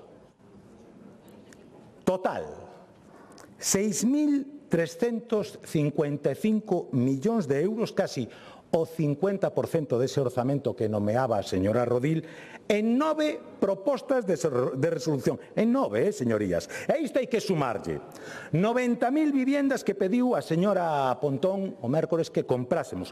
Non sabemos a quen nin a que prezo. O Fondo de Reinversión Ecolóxica e Soberana, o Fondo Monte Vivo, o Fondo Cantares Galegos, a tarifa intermodal para todos os galegos. Por suposto, isto sin cuantificar, como están sin cuantificar, por certo, tamén o plan de atención primaria, o plan de choque para listas de espera, 2.000 prazas públicas en centros de día e residencias, o plan de recursos educativos e atención á diversidade, o plan galego de educación e diversidade, o plan para evitar que mozos emigren, o pacto galego pola ciencia, os programas de consolidación Antonia Ferrín Moreiras, o plan de fomento da actividade tecnolóxica e industrial, o plan de rescate, recuperación e revitalización do patrimonio cultural, o plan estratégico para a xestión do patrimonio cultural, o plan estrutural plurianual da pesca e algo no que son expertos, por certo, que son os novos chiringuitos, a saber, o Instituto Galego das Mulleres, o Instituto Galego de Crédito, a Empresa Pública Galega da Enerxía, o Observatorio Galego do Traballo Autónomo e o Instituto Rosalía para a Proxección e Promoción da Lingua, que non sei se é iniciativa propia ou suxerencia da propia Rosalía, que sei que teñen interlocución directa. Oia, exactamente, con que pensan pagar o resto dos servicios públicos que disfrutan os galegos? Señorías, o seu goberno na sombra está moi lonxe de estar preparado para gobernar. En este día, igual que no debate de orzamentos, o BNG deixa claro que non é quen de xestionar os recursos públicos cun mínimo de realismo e de rigurosidade. E como dicía en Madrid, calan porque cando a falta de orzamentos do Estado réstalle a Galicia, a nosa comunidade, 388 millóns de euros en 4 meses, pois aí calan. Esas son as consecuencias para os galegos de que o Goberno de España, que máis ten agraviado a nosa terra, por certo, nin sequera presente orzamentos. Pero claro, o BNG, a boca pechada cando hai que reclamar o que se lle quita a Galicia, e a boca moi grande, moi grande, para despilfarrar os cartos de todos os galegos. Falemos tamén de financiación, porque por fin recoñeceron que Galicia ten unhas particularidades que atender no reparto de financiamento. Noraboa, señorías, é sorprendente, por certo, que nos fagan vostedes unha proposta de transacción na que se inclúe unha mellora do sistema de financiamento para Galicia, recoñezando o que levamos anos dicindo dende o Partido Popular de Galicia, que o Goberno de España ten que ter en conta as singularidades de avellentamento e de dispersión da poboación. Ou sexa, recoñecen vostedes abertamente que o seu modelo de financiamento era, como dicíamos, inxusto con Galicia. Vaya, agradecemos a sinceridade, pero deberían de facer algo ao respecto, non lles parece? Por certo, onde están os cartos que o señor Sánchez ingresa co inferno fiscal ao que somete as familias galegas e as do conxunto de España? Porque os galegos pagamos máis, pero coa súa proposta recibimos menos. Temos que falar tamén de autogoberno, e que si quixemos. En Galicia levamos anos traballando para a ampliación do autogoberno, non se confunda. Efectivamente, nós non falamos de transferencias ao por maior, que é o que lles gusta a vostedes, señoría. O BNG quere as transferencias ao kilo, que é como lles gusta. Nós hablamos, efectivamente, de asumir honestamente non o que creemos que podemos facer mellor nós, señora Rodil, senón que creemos que se goberna mellor dende unha comunidade autónoma que dende o goberno central, por proximidade, por coñecemento, por apego á realidade. É tan sinxelo como iso. Coincidimos co BNG, por favor, que isto sí que quero deixalo claro. Coincidimos co BNG en que Galicia teña maior capacidade de xestión dos fondos europeos que permitan nun futuro un mellor e maior desenvolvemento do noso territorio, porque cando din cousas razonables, pois encontran posturas razonables, e por iso acadamos un acordo respecto desta cuestión e, sen dúbida, creo que é unha boa nova para Galicia. Probada a capacidade deste goberno para facilitar a vida aos galegos e a xestión que se fai das autoestradas, que son as máis baratas do Estado cando a xestiona a Xunta, e as máis caras cando a xestiona o señor Sánchez, o PSOE e os seus socios do BNG.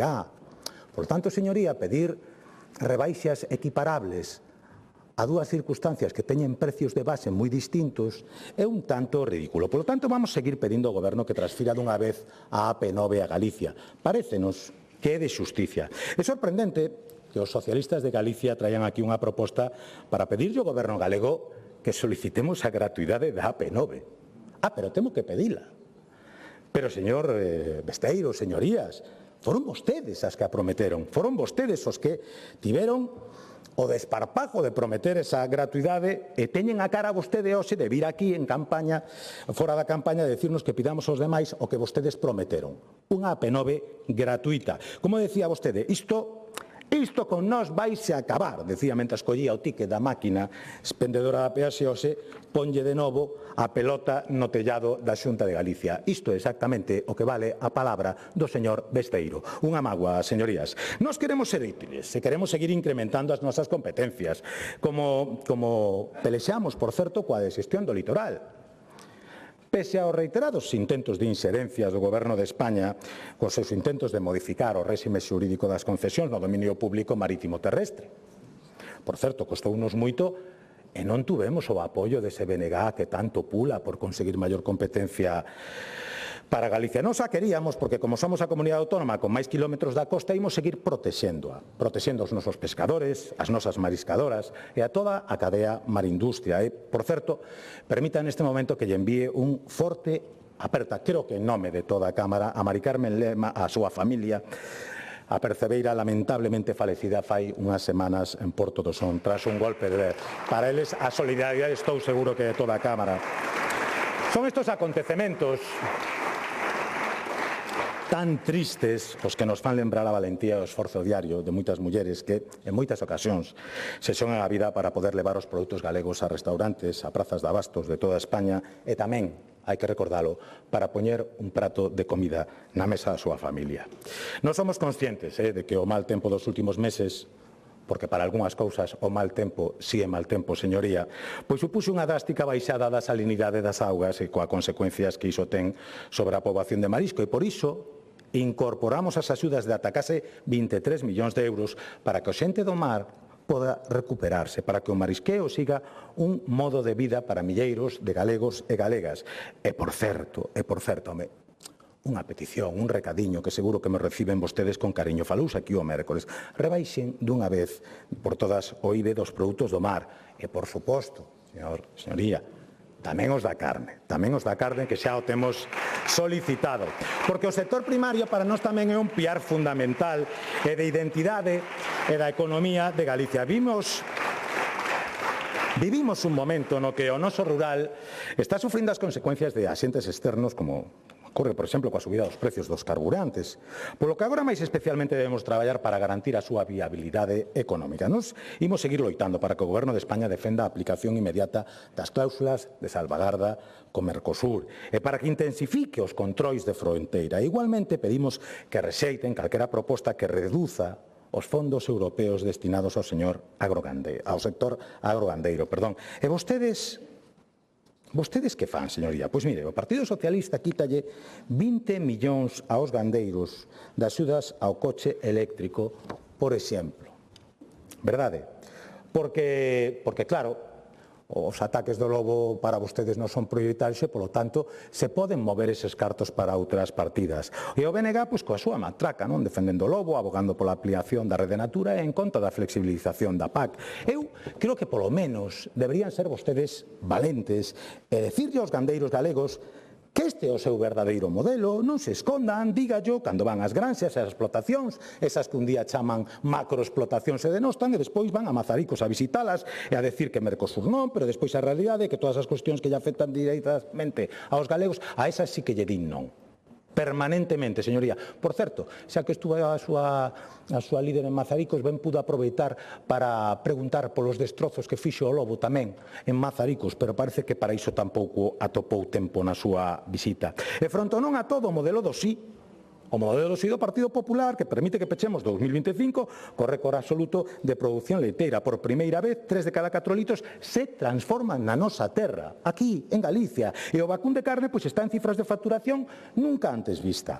Pero hai riscos, e ante o risco, por exemplo, de baixada generalizada dos precios de leite en orixe, pois seguimos traballando para atenuar o seu impacto. E por iso, nos Propoñemos a actualización do paquete lácteo, o establecemento dun sistema de cálculo dos custos de produción e a posta en marcha dunha prórroga automática dos contratos en ausencia de acordo para evitar o desperdicio do leite. E xa lle digo eu agora, o presidente Rueda irá a Bruselas tantas veces sexa necesario para defender sempre os intereses dos nosos gandeiros e agricultores. Non teña ningunha dúbida, non teña ningunha dúbida. E para que, ademais de vivir no rural, pois para que, ademais de vivir no rural, poidan vivir no rural, propoñemos tamén novas axudas para os concellos máis pequenos, os de menos de 20.000 habitantes, e a nosa prioridade é que poidan participar en proxectos estratégicos, ampliando as súas oportunidades para que se lles permita un desenvolvemento equilibrado do territorio, por exemplo, concedendo novos préstamos para acceder con máis facilidade aos programas europeos de desenvolvemento local. E isto permitirá que poidan cofinanciar proxectos aos que non poderían acceder doutro xeito por non contar con fondos propios suficientes.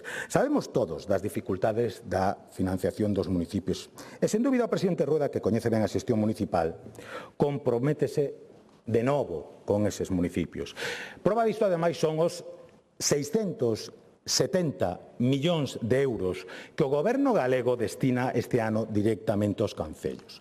Vostedes nos acusan de abandono aos concellos e nos poñemos en riba da mesa a cifra de financiación máis alta da historia desta comunidade. Esa diferencia, señoría, os concellos pequenos, os concellos rurais, son parte da identidade de Galicia, parte esencial da nosa identidade. E por iso seguiremos apostando por ofrecer oportunidades e servicios no rural, defendendo un campo galego forte, porque o agro é sinónimo desa Galicia que somos. O agro tamén é Galicia calidade.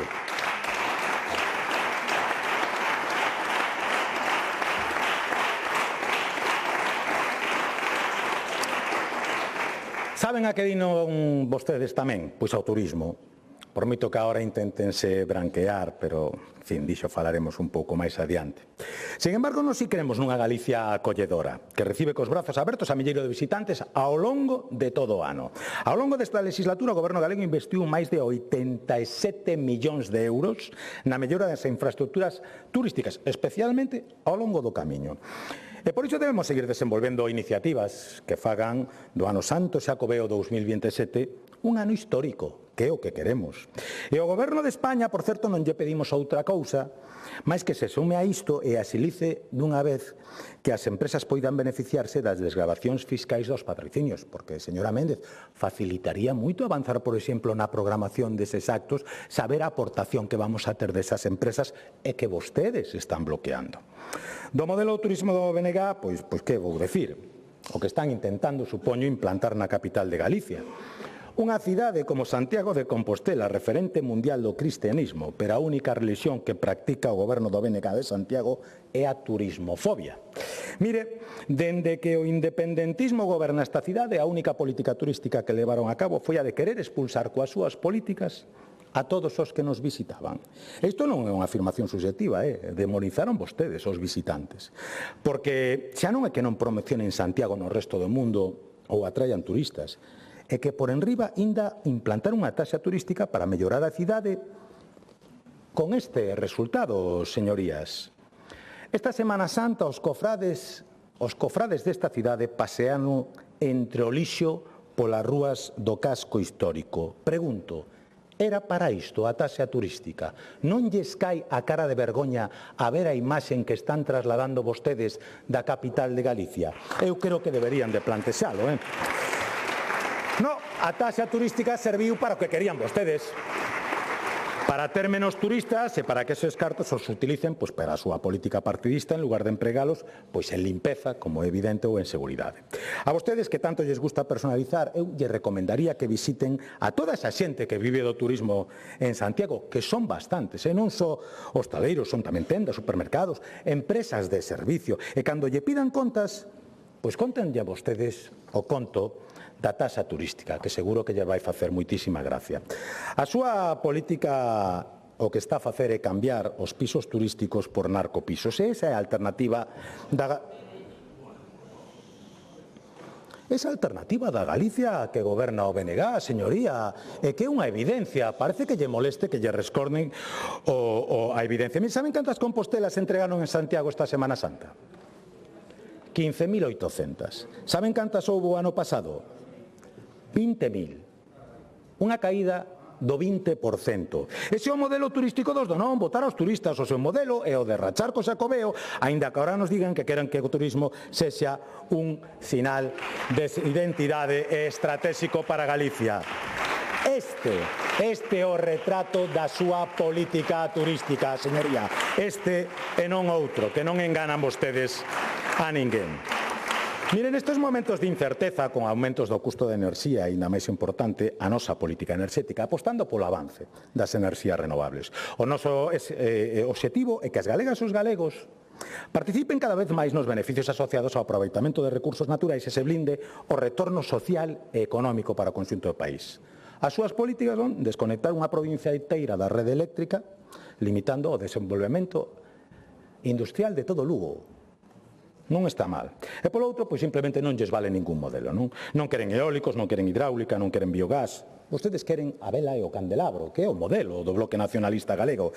Entonces eu pediría que se deixaran de demagoxia e xa que non conectan nada máis, polo menos conéctense coa realidade. Nos queremos denunciar e corrixir todas as decisións e inaccións que están limitando o desenvolvemento industrial enerxético de Galicia e a falta de execución dunha parte moi significativa dos fondos dos PERTE industriais, fondos que deberían ter sido descentralizados nas comunidades autónomas. Por certo, señoría, atreverse a falar hoxe, tal día como hoxe, de beneficiar aos amigos co que estamos escoitando nos xulgados estes días describe perfectamente a falta de prudencia que leva a súa señoría amosando durante os últimos meses.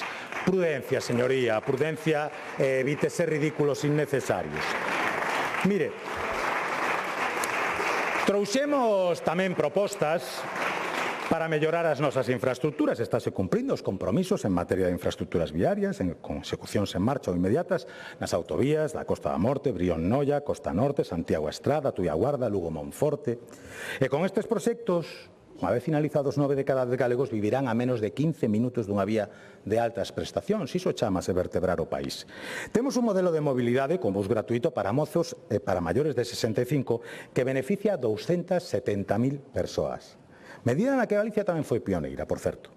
E melloramos o servicio pasando de 900 liñas de bus a máis de 3.600 na actualidade e máis de 20.000 paradas, ás 59.000 actuais.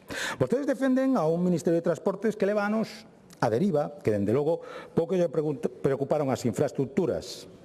Tiñan outras preocupacións. Eu entendo que leva moito tempo atender os caprichos de Jéssica e a pequena ratón. O ministro actual xa sabemos que está máis preocupado por Twitter que por o deterioro das infraestructuras viarias e ferroviarias na nosa comunidade, por xa non falar de casos como o caos ferroviario ou o triste accidente da Adamuz. Nos queremos outra cousa. Nos queremos que se recuperen as frecuencias de tren suprimidas desde a pandemia. Queremos un plan director completo e realista do corredor atlántico. Queremos que se dé impulso AVE entre Vigo e Porto. Queremos que se desbloquee o convenio da DIF para a estación intermodal de Ferrol. Queremos que se renove e electrifique Ferrol Ribadeo coa gratuidade dos servicios como en Asturias e Cantabria, que non seremos nos menos. E tamén queremos acelerar a execución das principais autovías pendentes en Galicia, a A54 entre Santiago e Lugo, a A56 entre Lugo e Ourense e a A76 entre Ourense e Ponferrada. En canto a mantemento, pois seguimos agardando polo arranxo dos perigosos firmes da Nacionais 640 e 550. Igual poden vostedes tomar exemplo tamén pois do modelo de conservación do BNG en Santiago, que en lugar de arranxar as fochancas, pois planta un cono en cada burato da cidade. Eu recomendo, é un bo investimento hoxe invertir en conos, están subindo en bolsa dunha maneira terrible. E mentras o goberno galego que fai? Pois acadar neste 2026 unha cifra récord para a conservación de estradas, 71,6 millóns de euros, un 43% máis que no 2023. Por certo, señoría, se quere acelerar o tema da estrada en Vilalba, fale co Concello, que levamos dende o 2021 esperando a que instale ali unha marquesina e estamos esperando. Creo que o goberno de agora é socialista, non? Pois seguro que ten vostede posibilidade de botarnos unha man aí. Mire, vivenda, algo fundamental, sen duda, o noso obxectivo prioritario, un obxectivo constante e irrenunciable, como ben dixo o presidente Rueda. Nos comprometemos coa clase media. Penso que este é o DEA da clase media, sinceramente. E por iso o Goberno galego ten o 100% das novas vivendas públicas comprometidas para este mandato en marcha. Seguimos no camiño cara a meta de duplicar en 4 anos o número de vivendas públicas de 4.000 a 8.000 e 10.000 é o objetivo para 2030. En poucos meses comenzamos a entregar as primeiras chaves en Pontevedra e Santiago, porque as vivendas, señorías, aínda que a vostedes lle sorprenda, é que hai que construílas. Fanse con ladrillos, non con promesas. Entonces, queremos seguir facilitando e construindo, facendo o acceso a máis persoas e vivenda protegida. Ímolo facer, primeiro, elevando o limiar máximo da renda ata 4 veces o IPREM para optar a unha vivenda, e no caso das familias numerosas, ata 4 veces e medio ese IPREM. A Xunta de Galicia vai reservar o 30% da vivenda pública en venda para persoas entre 36 e 45 anos, especialmente para as que teñen fillo ou persoas dependentes ao cargo. E, ademais, a partir do próximo ano, bonificaremos o 100% do imposto de actos xurídicos documentados para as vivendas protegidas. Señorías, isto é unha política de vivenda útil, pegada aos problemas reais da xente que nos deu a súa confianza na urna. E o seu castelos no aire. A xente común, a xente que levanta a persiana dos seus negocios cada mañán, a xente que aposta por emprender en Galicia, a xente que quere traballar dignamente. Nos pensamos en toda esa xente. Pensamos en todos eses galegos esquecidos polo Goberno central, todos eses galegos que non teñen as rendas tan baixas como para poder acceder ás axudas de persoas vulnerables, pero tampouco o suficientemente altas como para poder afrontar o custe dunha vivenda no momento actual. Temos, polo tanto, un compromiso real coa vivenda e unha das principais, como dixo vostede, preocupacións dos galegos. E repito, chegaremos a esas 10.000 en 2030. E que fai, mentras tanto, o outro goberno, o de Sánchez?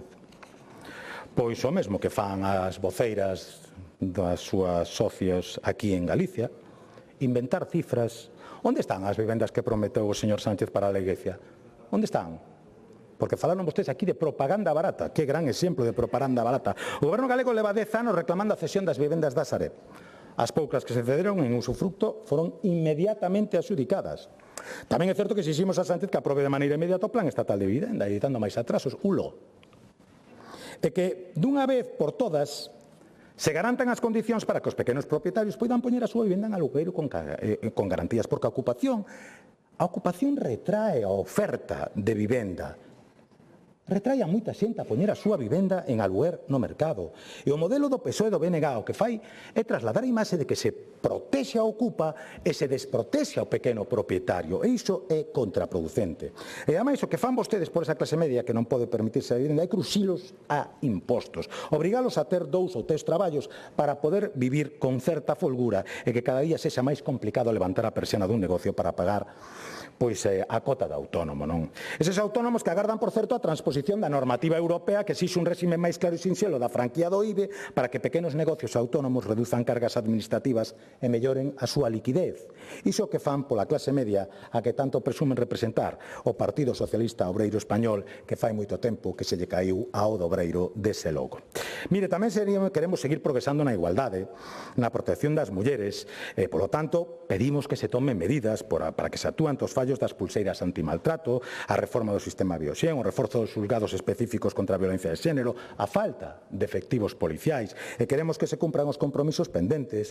Non queremos pulseiras de AliExpress, queremos un sistema operativo eficaz e, sobre todo, inmediato, para que ningunha muller quede desprotexida e que non haya víctimas de violencia de xénero de primeira e de segunda, porque a protección ten que seguir chegando tamén aos concellos do rural.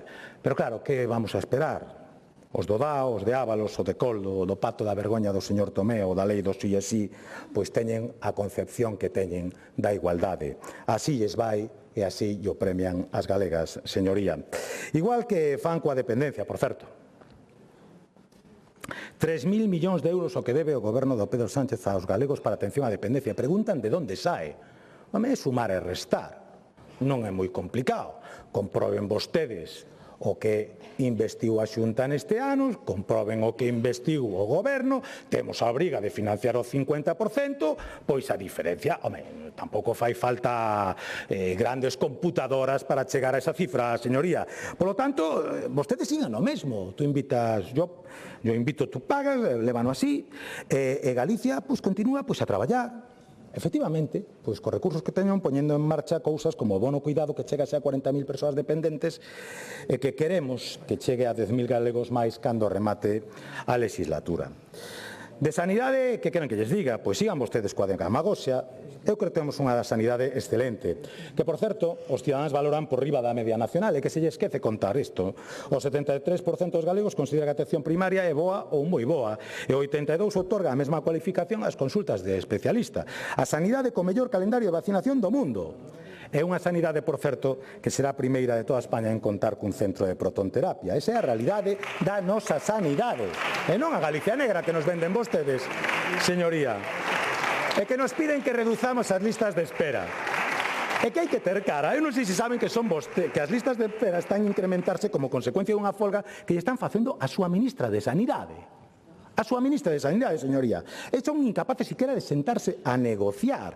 Home, asuan as competencias, chegan a acordos, como se fixo aquí, en Galicia, pois cos representantes sindicais e co colectivo médico. Porque non se lle esqueza que a falta de médicos non é de Galicia, é de toda España, e que ademais se trata dun problema co que vostedes seguen a facer demagoxia, pero que o Goberno de España recoñeceu que se trata dun déficit xeneralizado. Póñolles un exemplo.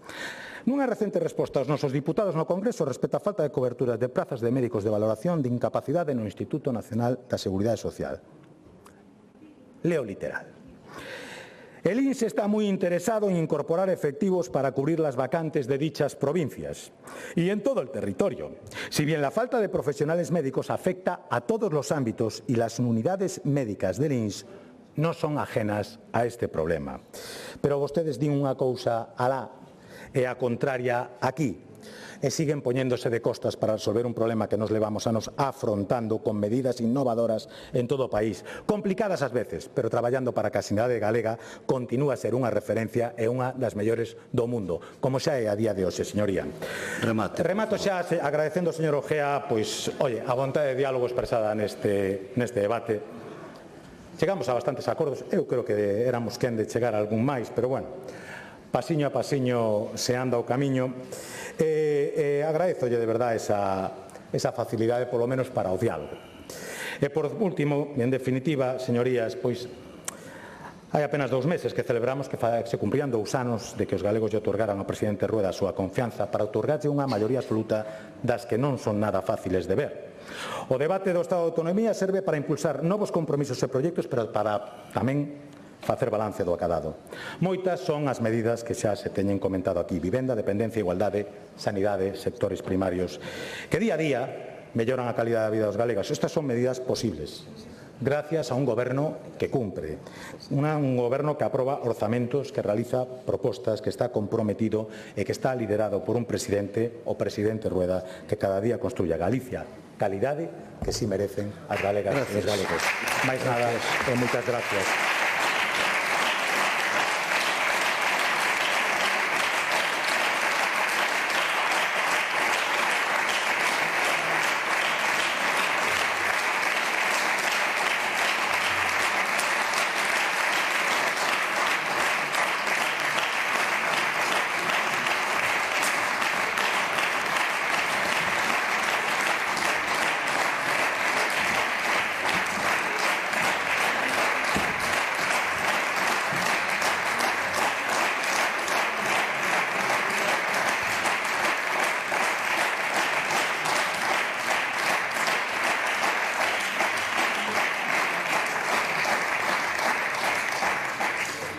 Rolda de posicionamento dos grupos parlamentarios. Grupo Parlamentario Mixto, señor Ojea.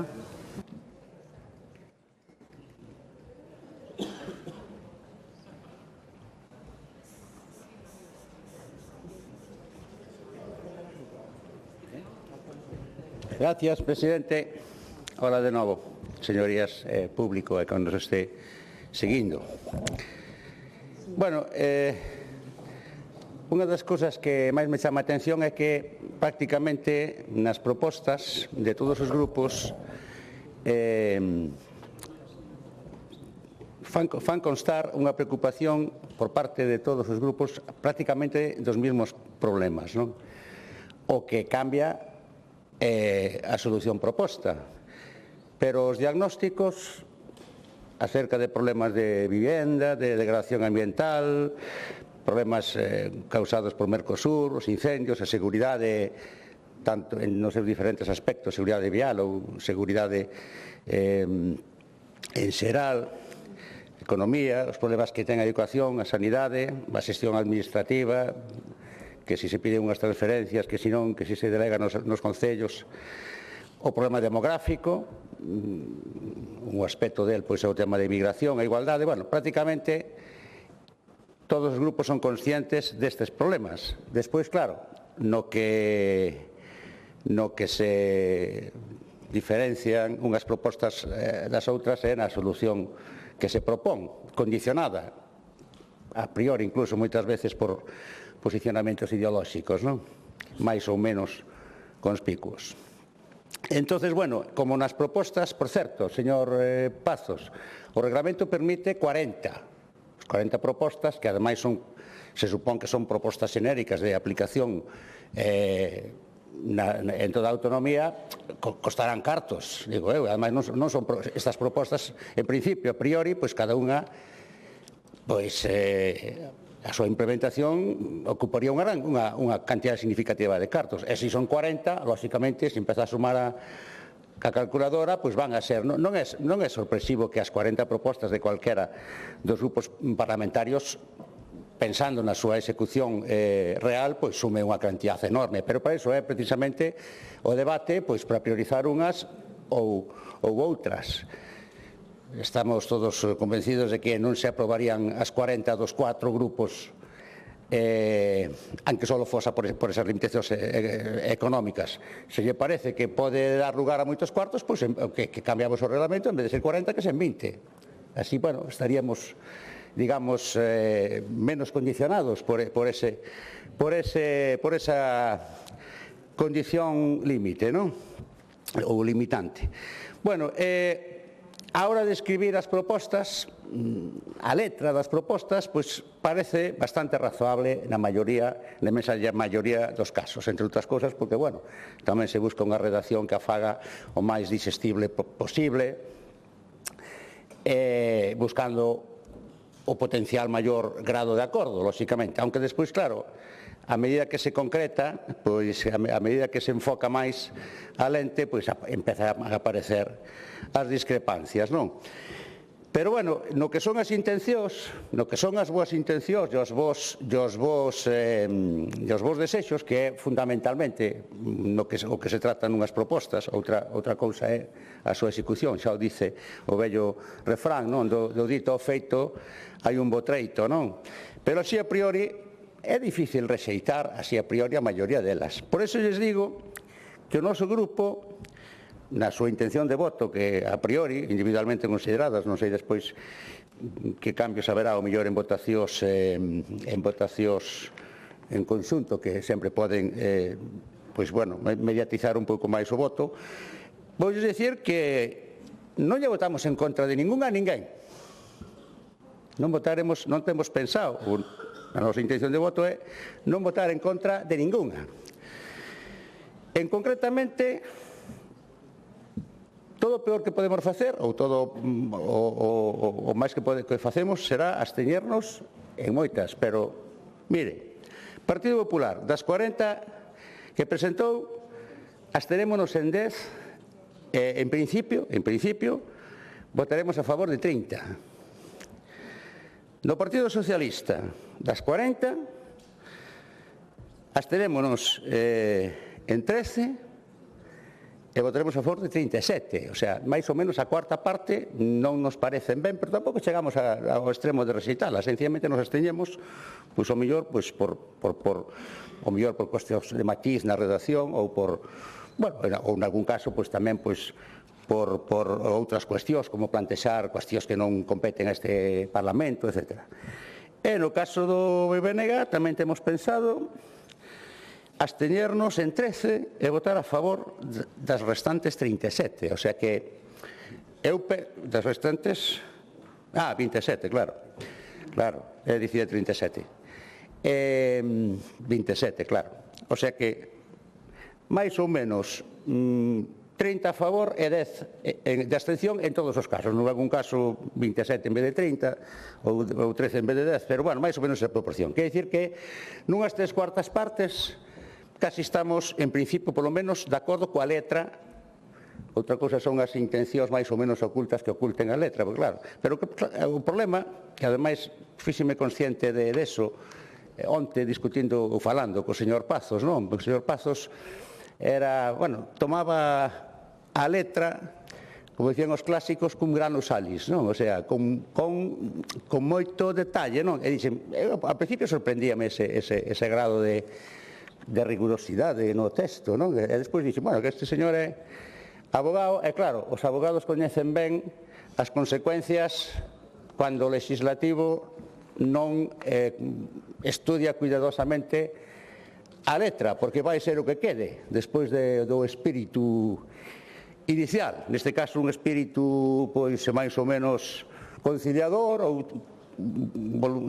con voluntade de chegar a acordo, pero claro, despois queda escrita a letra, esquécese o espírito de negociación e pode ter consecuencias. Eso, pois mira, é unha cousa que máis ou menos empezo tamén a darme conta dela. Entonces, bueno, dentro dese, vou dicirse agora si quere máis ou menos para decir, mire, no PP esterémonos na 1, 2, 7, 10, 11, 15, 23, 24, 28 e 34. Queda grabado, así que ainda que o diga rápido non pasa nada. Do PSOE, en principio, estaríamos 1, 4, 7, 10, 11, 15, 17, 23, 24, 28, 29, 34, 35. E do BNG estaríamos na 1, 2, 3, 4, 5, 19, 20, 25, 26, 27, 28, 30 e 37. E no resto todo a favor, o sea, que máis queren? Eu penso que non vai pasar o mismo nas votacións propostas por Democracia Ourensana, porque, inda que as considero moi razoables, totalmente razoables, se non o faría, lóxicamente, eu penso que particularmente o PP, porque é ao fin e ao cabo de quen depende todo, non? Porque, ademais, todo o que estamos aquí discutindo e falando, quen ten a sartén polo mango, ao final, como se di habitualmente, é o Partido Popular.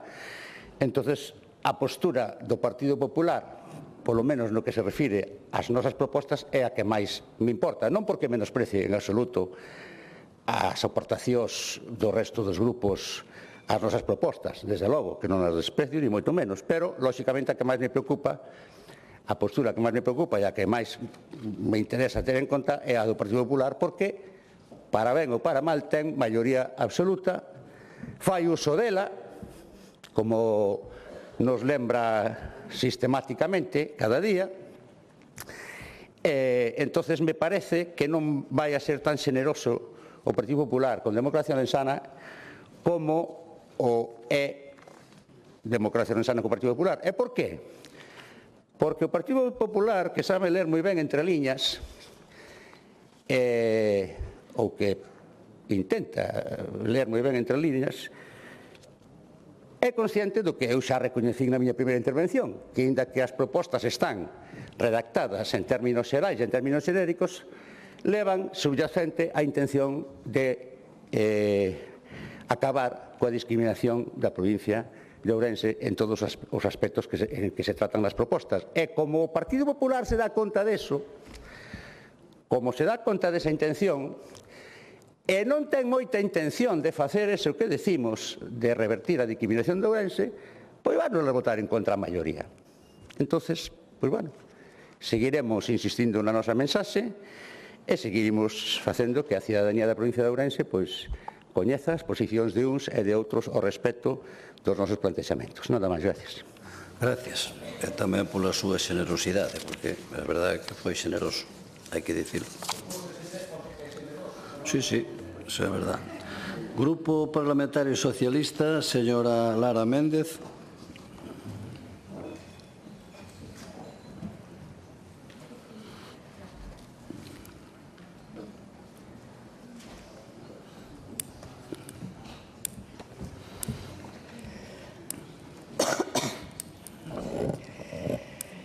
Grazas, presidente. Pois, señor Pazos, pensei que como empezou a intervir con ese ton, non? Que iba a centrarse nos temas que nos acaecían hoxe aquí e non iba a entrar no fango, pero non, entrou. Ao final entrou no fango dos Ábalos, Coldos, etcétera, etcétera. Pero resulta que se olvida vostede de que agora mesmo estánse a celebrar 2 xuicios en paralelo. O que pasa que o outro non lle interesa. Un dos xuicios ten 3 persoas implicadas que dende o Partido Socialista xa denunciamos esta situación e xa actuamos. Señor Pazo. O outro xuizo, frente a esas 3 persoas, ten toda unha cúpula do Ministerio do Interior, toda unha cúpula. E toda unha cúpula de un partido, o Partido Popular, con M. Rajoy á cabeza. E hai que ter cuajo, como dice vostede moitas veces, hai que ter cuajo para vir aquí a falar de Ábalos e Coldos que xa non están no partido. Ou para falar... que os seus siguen todos, porque claro, cando fai o Partido Popular, como ten carta blanca para todo, non pasa nada.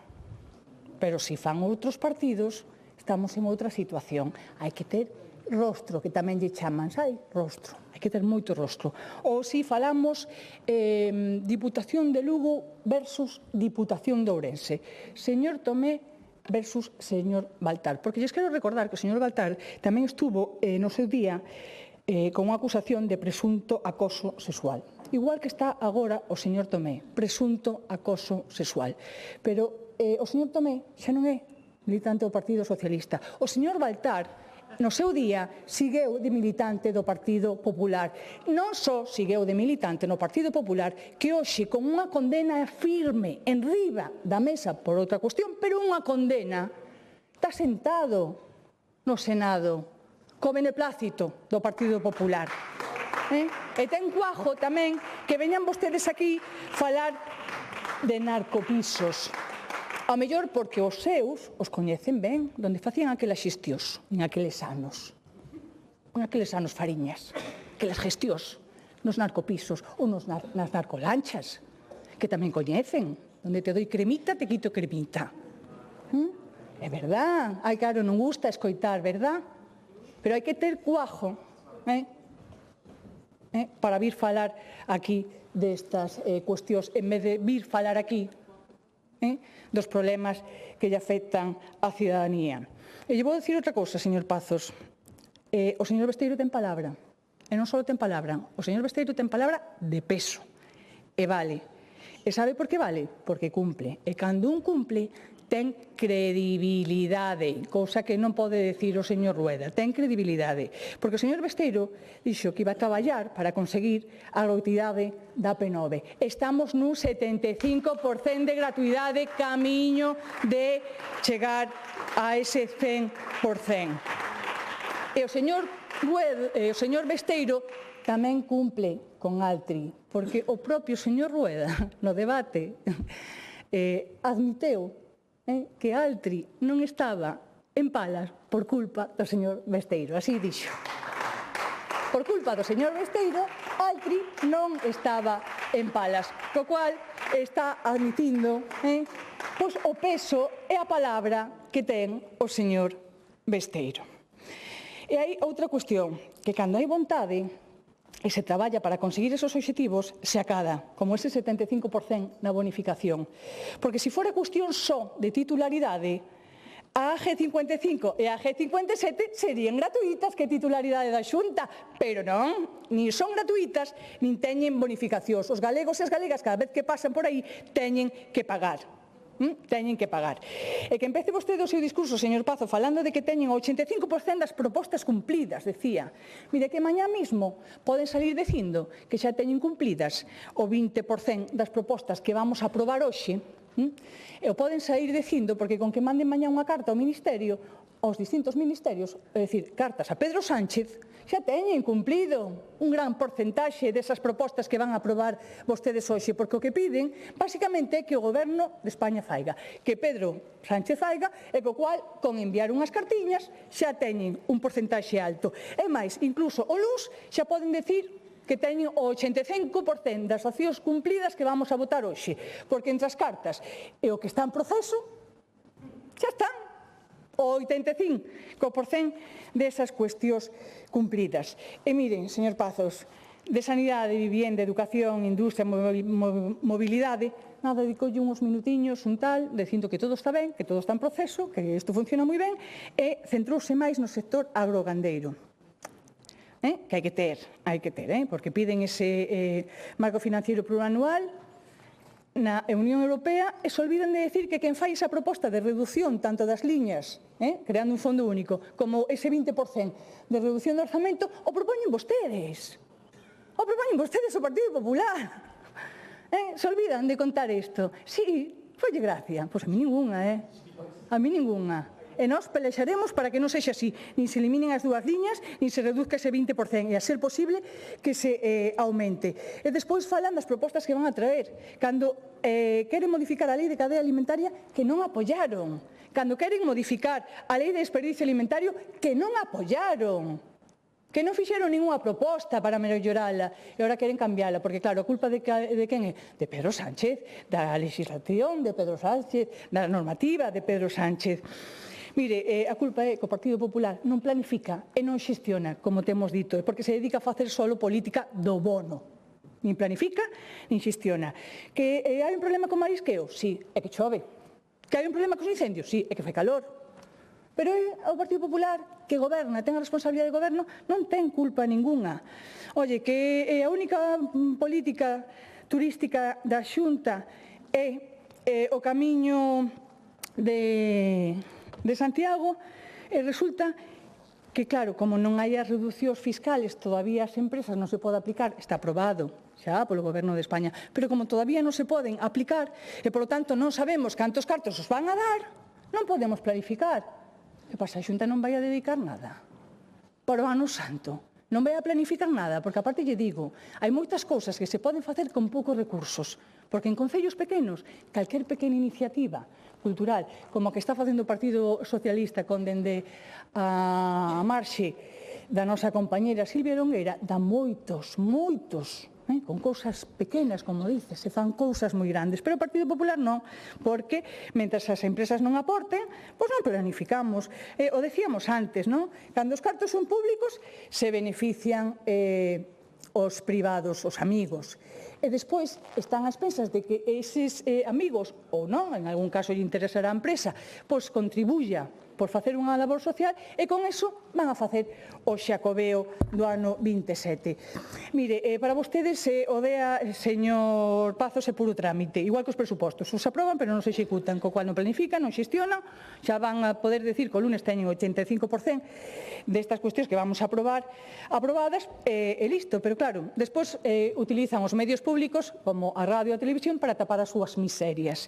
Eses medios públicos con presións, con amenazas, 451 procedementos judiciais perdidos, máis de 400 venres negros, máis de 8 anos. Pero claro, se despois estas persoas collen unha baixa por esa presión, pois claro, a culpa do traballador, que seguro que o que quere é escaquearse, ou ten un amigo médico que lle firma esa baixa, non é pola presión laboral ou pola falta de facultativos que pode haber en outros termos. Miren,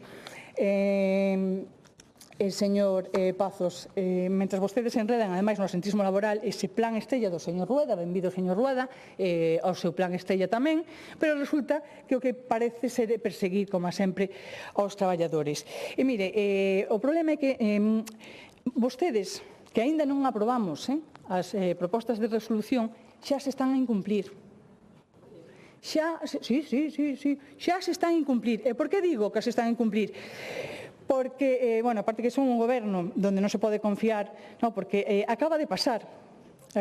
Mira, ao mesmo tempo que vostedes se comprometían con nós a unha transacción das propostas para garantir un proceso xusto na elección do director do Centro Galego de Arte Contemporánea, a Xunta abría un procedemento a dedo. Este que controla moi ben e practica moito. A dedo. Por un lado, transaccionan con nós unha cuestión e despois abren un proceso de selección a dedo. É dicir, mentres vostedes recoñecen, agora que actúan con discrecionalidade, o Goberno galego avanzaba xa en liquidar calquera posibilidade dunha dirección artística de calidade, limitando o proceso só a funcionarios e pechando a porta a un procedimento aberto, público e transparente, incluso aos traballadores que en moitos casos teñen máis de 30 anos de profesión. Así é como vostedes actúan. Son un fraude, porque acaban de transaccionar con nós o que van a votar, supuestamente poderán cambiar o voto, o que van a votar con nós favorablemente a esa transacción, están facendo xa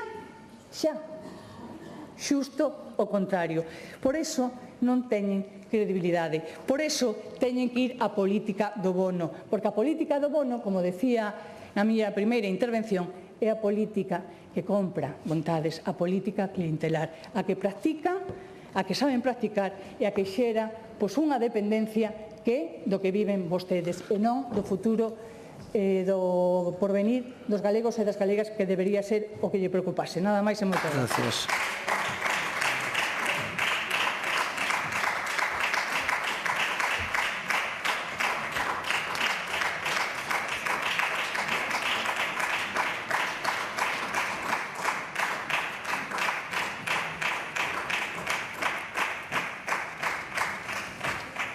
Grupo Parlamentario do Bloque Nacionalista Galego, señora Rodil.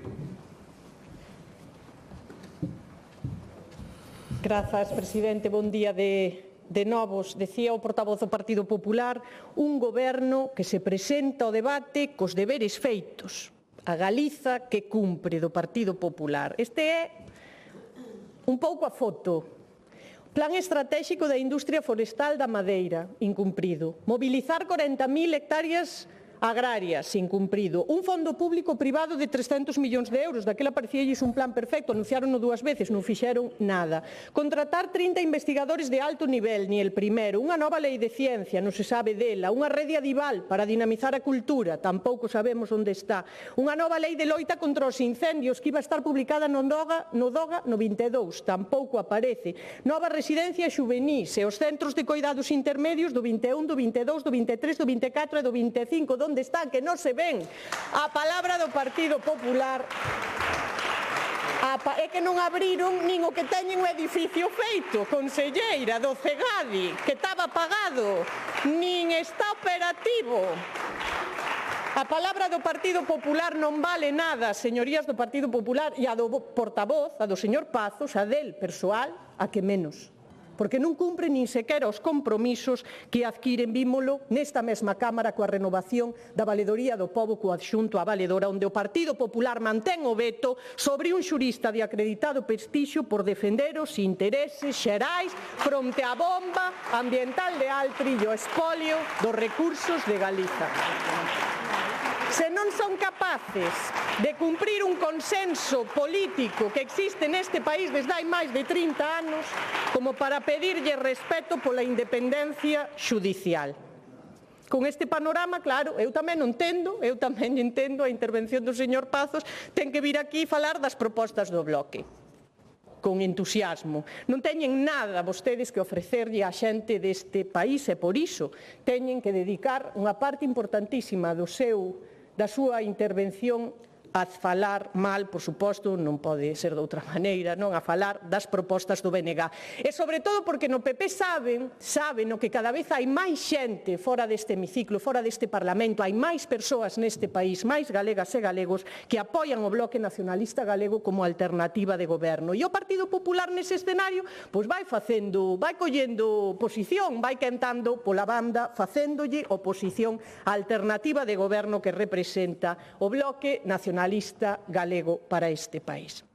Pero o PP si ten propostas, 40, presentadas, rexistradas nesta Cámara, sobre as que nós nos temos que posicionar.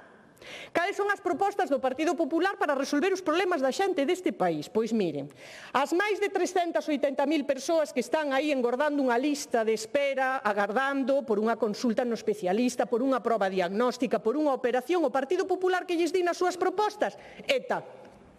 Hai máis de 30.000 persoas esperando por unha vivenda pública no rexistro da Xunta. O Partido Popular, que lles di nas súas propostas de resolución? Putin. E hai miles de mozas e mozos que non poden emanciparse ou que teñen que gastar a metade do que cobran para poder pagar o aluguer que o Partido Popular, que lles di, acabamos de escoitalo, ocupas. Saben cantas ocupacións se rexistraron en Galiza con datos oficiais do Consello Xeral do Poder Xudicial de 2025? 66, o mínimo. Saben cantas persoas se desafiuzaron en Galiza en 2025? 994, a maior parte, 88%, vivendas en aluguer. Deixen de meterlle medo á xente. Deixen de mentirlles. Non teñen absolutamente nada que ofrecerlle o Partido Popular ás galegas e os galegos máis que ruído, crispación e medo. E logo o de sempre, propaganda, propaganda, propaganda e mentiras. Pero no BNG si temos propostas, dicíamolo na primeira intervención, dixémolo ao longo de toda esta sesión de debate do Estado da Nación, e eu agradezo enormemente ao portavoz do Partido Popular que comezase falando delas, das propostas de resolución do Bloque Nacionalista Galego, propostas para darlle solución, para darlle resposta aos problemas reais da xente deste país, propostas en vivenda, propostas en sanidade, propostas para garantir o dereito a unha vellez digna, propostas para avanzar, para crear riqueza e para gañar dereitos. E claro, o PP laiábase de que nesta sesión do debate do Estado da Nación non puidéramos chegar a acordos. Pero como imos chegar a acordos se non se poñen de acordo nin sequera con vostedes mesmos, señorías do Partido Popular? Nós desde o BNG fixémoslles propostas de transacción e vostedes tamén nos fixeron chegar algunha a nós. Hai unha que nos parecía importante, unha que nos parecía interesante porque iba a mellorar as condicións de vida da xente deste país mañá, en canto se puxera en práctica, que era unha materia de mobilidade para garantir o dereito das galegas e dos galegos a moverse en transporte público neste país, para vertebralo, para cohesionalo, para darlle máis oportunidades, para reequilibralo entre o interior e o eixo atlántico. E chegamos a un acordo, tuvemos unha proposta de transacción acordada entre o Bloque Nacionalista Galego e o Partido Popular para que, ademais das cuestións que propoñía o PP nunha iniciativa del, se crease, porque así o acordaba esta Cámara, a tarxeta 30, toda Galiza, que inclúa unha tarifa plana intermodal que garanta o dereito á mobilidade de todos os galegos e de todas as galegas. Había acordo, pero non sabemos moi ben o que pasou dentro do Partido Popular. Eu non sei se non falan entre eles, non sei se non se levan ben, non sei se hai 2 PPs, ou 3, ou 4, ou 5, de repente chaman que... non, que deso nada, que houbera un erro, que non son capaces nin sequera de poñerse de acordo con vostedes. Como imos poder chegar a acordos desde o BNG? Claro, falen entre vostedes, aclárense, e logo chegaremos a acordos que beneficien as galegas e os galegos. Acordos, propostas de resolución que fagan avanzar a este país, que melloren as condicións de vida da xente, que nos permitan gañar dereitos e ter máis oportunidades. No BNG formulamos ao Partido Popular 10 transaccións para chegar a acordos en moitas materias, en materias distintas, en materias importantes para a vida das galegas e dos galegos. E o PP é que nin respondeu, nin contestou, deu a calada por resposta, e así concibe o Partido Popular este debate, pero en xeral a democracia inteira. O Partido Popular confunde constantemente a maioría absoluta co absolutismo. E deses pós estas lameiras que nos atopamos agora, se non eres capaz nin sequera de respetar o pluralismo que existe nesta Cámara. Si vímolo no debate na primeira sesión de debate, vímolo no discurso de Rueda, vímolo na intervención do portavoz do Grupo Parlamentario do Partido Popular. Non creen no pluralismo nin o respetan, é que creen que a oposición é un estorbo. Vaya concepto ten o Partido Popular de democracia. E claro, nese escenario, como para chegar a acordos con vostedes.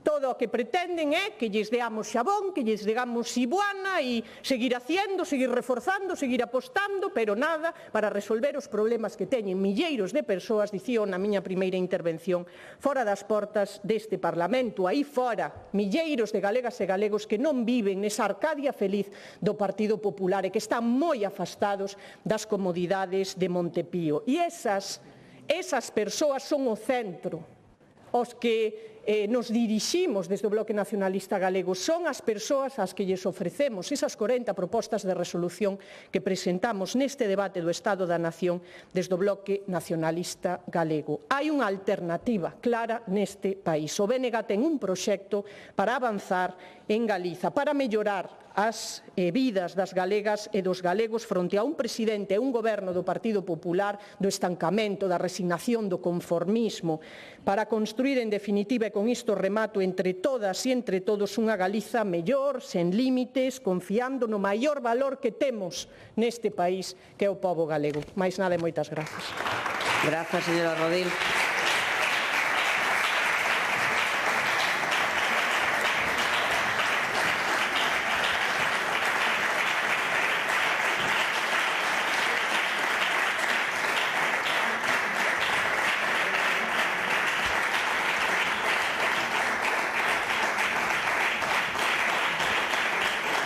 Ten agora a palabra polo Grupo Parlamentario Popular o señor Pazos Couñago.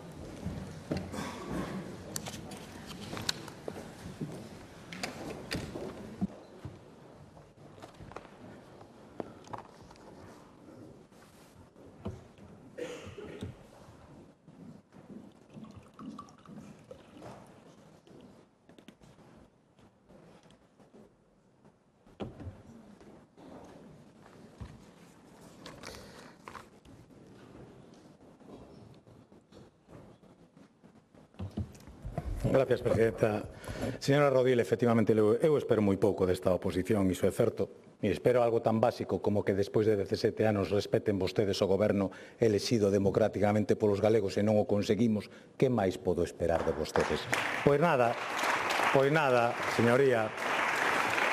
E quero falar de algunha cousa. Mentras a señora Méndez pode investigar como se aproba o marco financiero, que veo que non o ten moi claro, e a participación do seu goberno no mesmo, é bo que o investigue. Eu, ao menos, vou agradecer que o se recoñeza como fango o que ata onte vostede denominaba bulos. É incrível, é un avance. Recordo que falou de amiguites aquí foi vostede. E recordo tamén, xa que está tan orgullosa, que o señor Tomé é alcalde de Monforte gracias a 9 concelleiros socialistas que ademais lle subiron o soldo para compensalo da perda da presidencia da Deputación. Como socialista é o único senador condenado por alcoholemia, por exemplo, que non lle interesa. Pero bueno, vou a ver se remato pronto, porque como o señor Besteiro cumpre, supoño que cando saia daqui poderei tomar a PNV gratuitamente. Mire, quería falar brevemente de educación, porque efectivamente está vostede moi aleonxada dos galegos e pensa que case é gratuita a P9, pero bueno, somos conscientes tamén, e quería falar dos avances que tuvemos en unha materia tan importante como educación, reforzando axudas a comedores escolares, tendo un servicio de transporte escolar o máis extenso de España, gratuito, aforrando as familias galegas máis de 100 millóns de euros, e contando co sistema educativo máis equitativo de España segundo o informe PISA, que supongo que tampouco lles valae, o seu modelo outro. O seu modelo o de mandar mails, verdade, da UPG, pois para mandalos despois e distribuílos e que, bueno, pois cheguen eses recados que vostedes dan para ideologizar a xente, que é o que realmente lles gusta. Falamos tamén, quería falar de emprego, porque efectivamente nós temos interés en impulsar a estrategia Galicia Retorna 27, para promover a chegada de persoas con cualificación académica, porque a vostedes non lles interesou, centrándose máis no tema da abordaxe das baixas laborais. Quero aclararlle algunha cuestión, porque ten unha confusión, creo que interesada. Nós non perseguimos traballadores, non temos ninguna intención. Non, queremos perseguir o fraude, señoría, o fraude. Vostede é consciente de que hai fraude. Claro, trátase de blindar os dereitos dos traballadores, falando, por certo, con sindicatos e patronales, a vez de mitigar o impacto dunha problemática que existe entre empresas e autónomos. Pero, bueno, xa tamén é certo que nisto quedaron curtos. Hubo que xa nos amenazou con un recurso anteconstitucional sen ni sequera coñecer a proposta que lle imos facer. Está moi ben, pero, bueno, vostedes decidiron que mellor é optar pola demagoxia, verdade?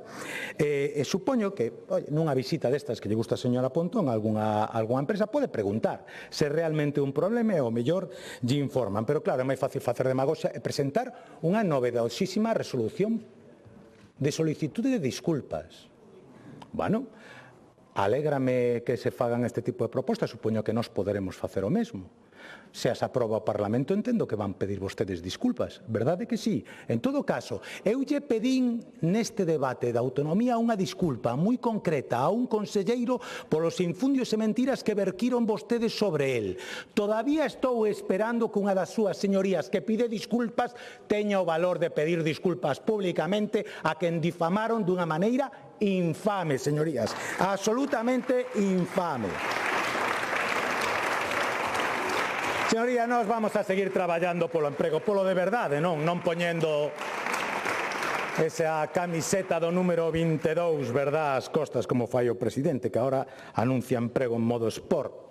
Eu non sei se vai a copiar agora o estilo Maduro, e vamos a empezar a importar chándales. Ese Maduro, por certo, polo que tanto chora o Bloque Nacionalista Galego. De feito, é o único secuestrado venezolano que lles interesa, non os miles que foron baixo o seu réximen secuestrados, encarcelados e torturados, que a eses os esqueceron e ben que defendían o señor Maduro, señoría. Non sei como non lles cae a cara de vergoña de vir aquí a dar leccións de talante democrático. É unha cousa certamente sorprendente. Como dan leccións tamén en materia de lingua, isto é algo que non poden evitar.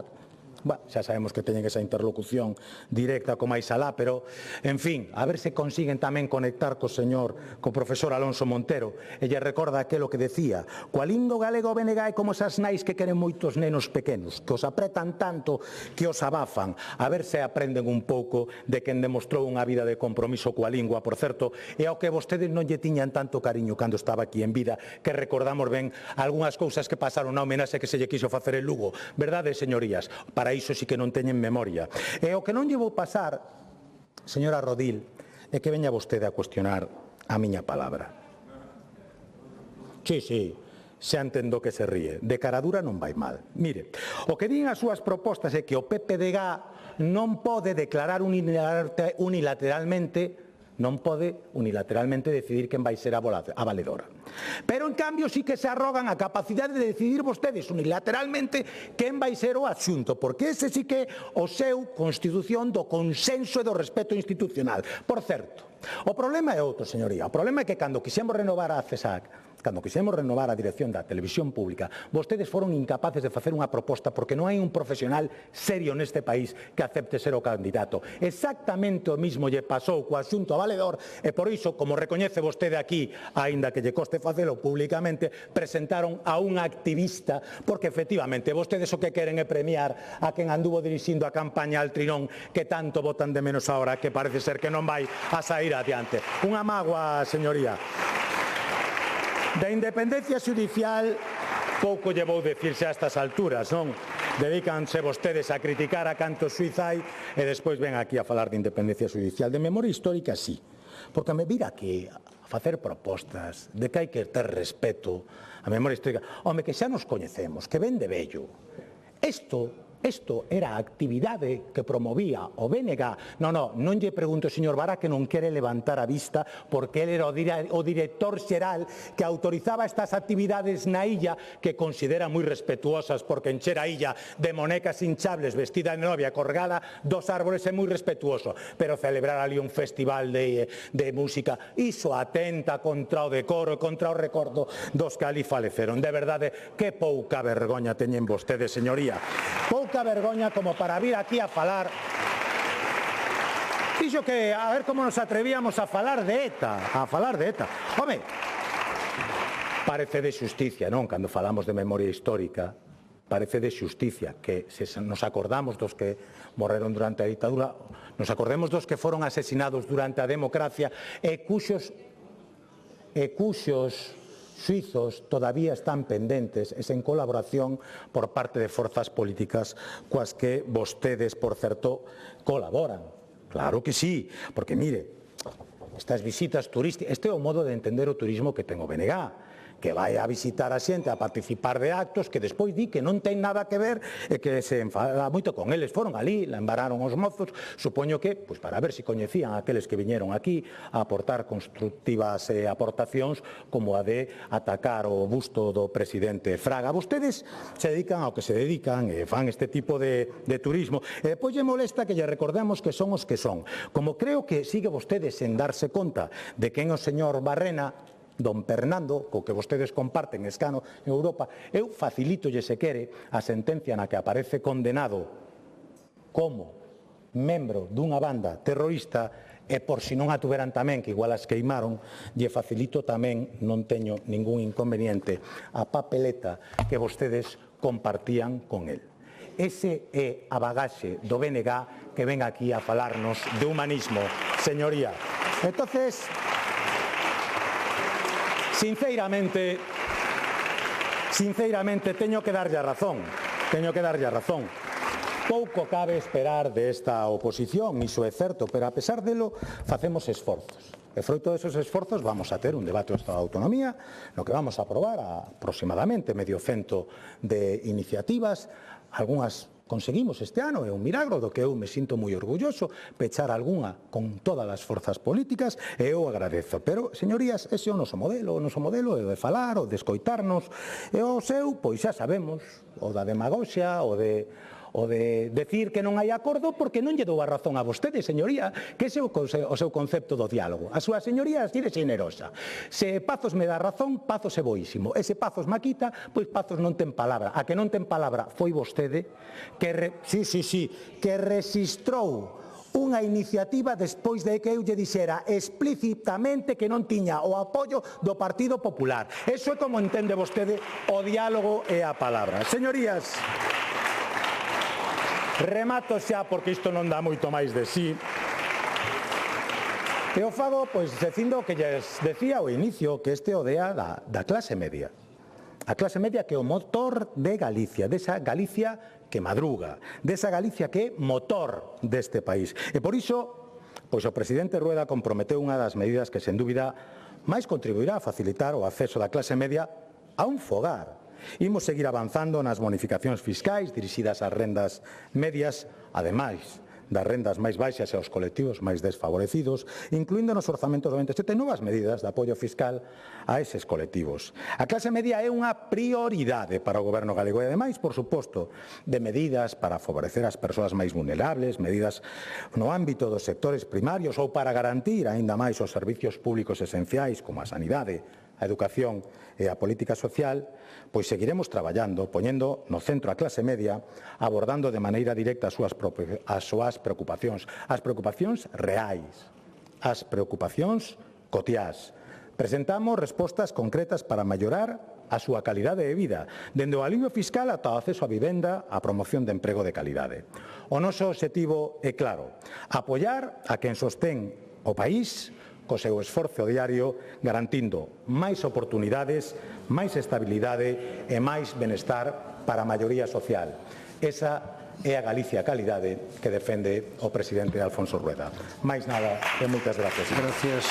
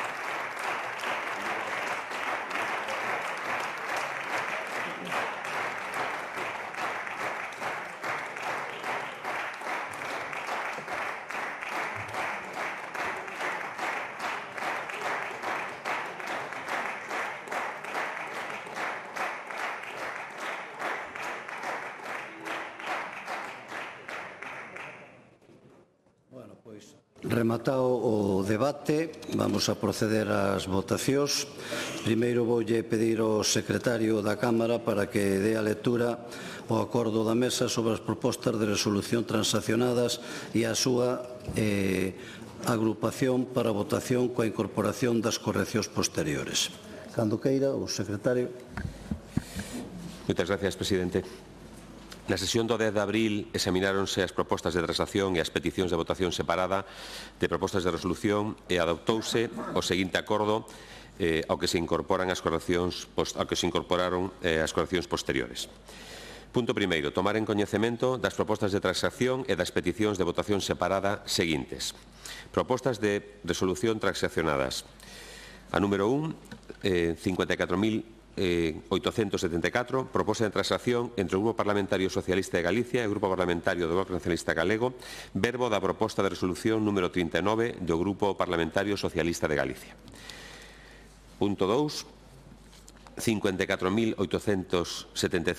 proposta de transacción entre o Grupo Parlamentario Socialista de Galicia e o Grupo Parlamentario do Bloque Nacionalista Galego, verbo da proposta de resolución número 35 do Grupo Parlamentario Socialista de Galicia e a proposta de resolución número 34 do Grupo Parlamentario do Bloque Nacionalista Galego. Número 3, 54.876, proposta de transacción entre o Grupo Parlamentario Socialista de Galicia e o Grupo Parlamentario do Bloque Nacionalista Galego, verbo da proposta de resolución número 40 do Grupo Parlamentario Socialista de Galicia. Punto 4, 54.877, proposta de transacción entre o Grupo Parlamentario Popular de Galicia e o Grupo Parlamentario do Bloque Nacionalista Galego, verbo da proposta de resolución número 19 do Grupo Parlamentario Popular de Galicia. Punto 5, 54.880, proposta de transacción entre o Grupo Parlamentario Popular de Galicia e o Grupo Mixto, verbo da proposta de resolución número 10 do Grupo Parlamentario Mixto. Punto 6, 54.880, proposta de transacción entre o Grupo Parlamentario Popular de Galicia e o Grupo Popular Mixto, verbo da proposta de resolución número 19 do Grupo Parlamentario Mixto.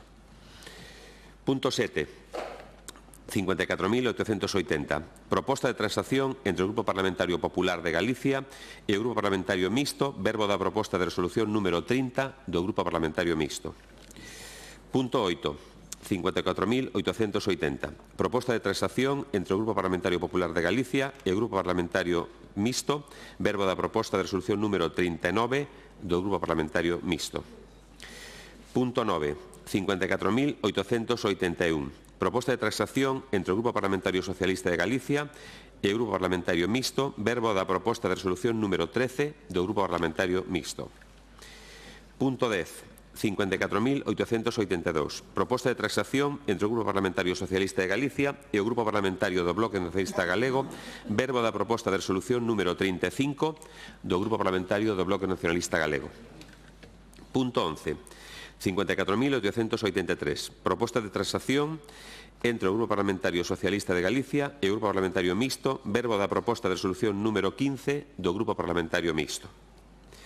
Punto 12, 54.875, proposta de transacción entre o Grupo Parlamentario Popular de Galicia e o Grupo Parlamentario Socialista de Galicia, verbo da proposta de resolución número 36 do Grupo Parlamentario Socialista de Galicia.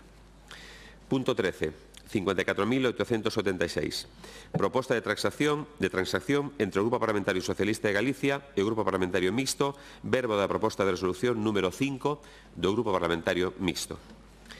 Punto número 14, 54.891, proposta de transacción entre o Grupo Parlamentario Socialista de Galicia e o Grupo Parlamentario Mixto, verbo da proposta de resolución número 11 do Grupo Parlamentario Mixto. Isto era a relación das propostas de resolución transaccionadas e agora, a continuación, no apartado B, a orde da votación das propostas de resolución agrupadas ou separadas segundo as solicitudes dos grupos parlamentarios, documentos números 54.888, 54.879, 54.892 e 54.895. Moitas gracias. Bueno, pues gracias. Vamos, polo tanto, a comenzar cas votacións. Aquí prego que teñamos a a máxima atención se pode ser os teléfonos en modo avión e pechar as portas, porque son moitas votacións. Son 46 votacións, entonces, vamos a ver, eu tamén lle diría agora ao letrado se eu podo, dado que o secretario xa fixo lectura de todo, valdría con que eu diga o número das transaccionadas, porque se teño que repetir outra vez todo isto, salimos de aquí, non sei. Bueno, entonces empezamos. Primeira votación é propostas de resolución transaccionadas. Votamos a número 1. Votamos.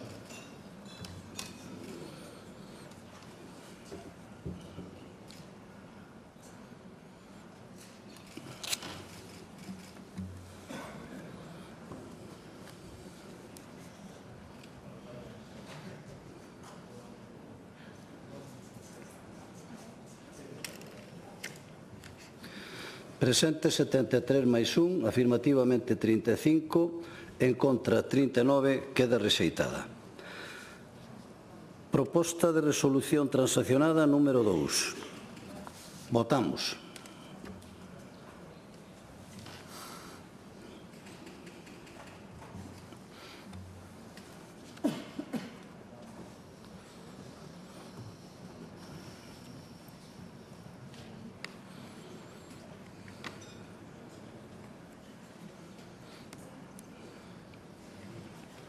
Presente 73 máis 1, afirmativamente 35, en contra 39, queda rexeitada.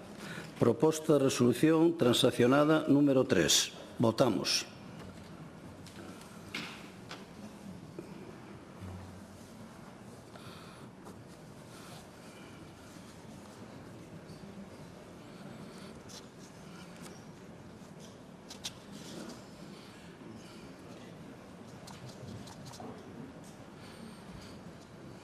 Presente 73 máis 1, afirmativamente 35, en contra 39, queda rexeitada. Proposta de resolución transaccionada número 4. Votamos.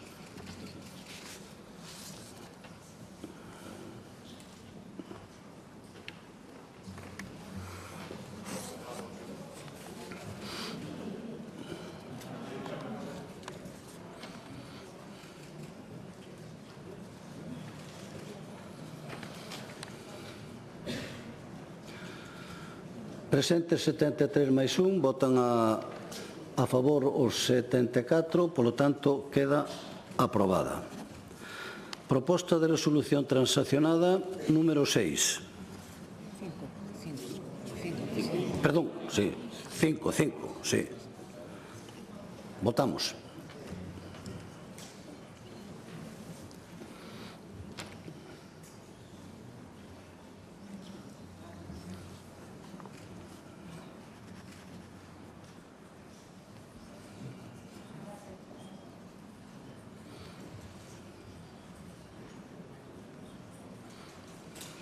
Presente 73 máis 1, afirmativamente 49, non hai votos en contra, 25 abstencións, polo tanto queda aprobada. Proposta de resolución transaccionada número 6. Votamos.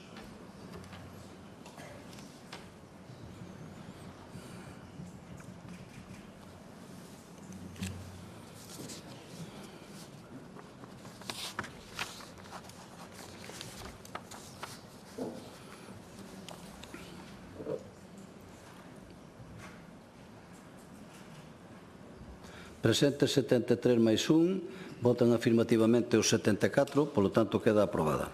Proposta de resolución transaccionada número 7. Votamos.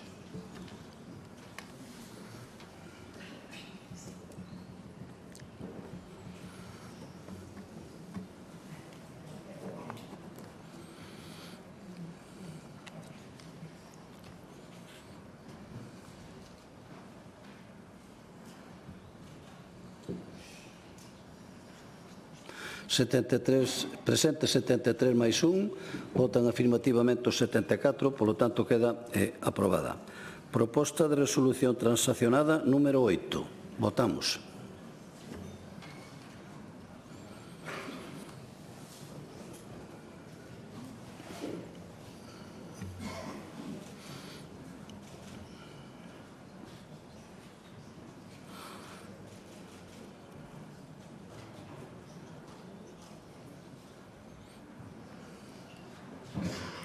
Presente 73 máis 1, afirmativamente 49, en contra 25, polo tanto queda aprobada.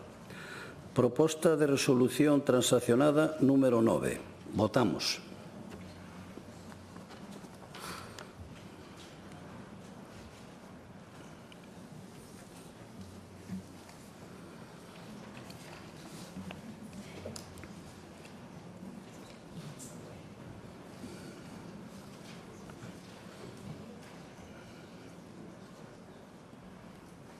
Presente 73 máis 1, afirmativamente 35, en contra 39, queda rexeitada. Proposta de resolución transaccionada número 10. Votamos.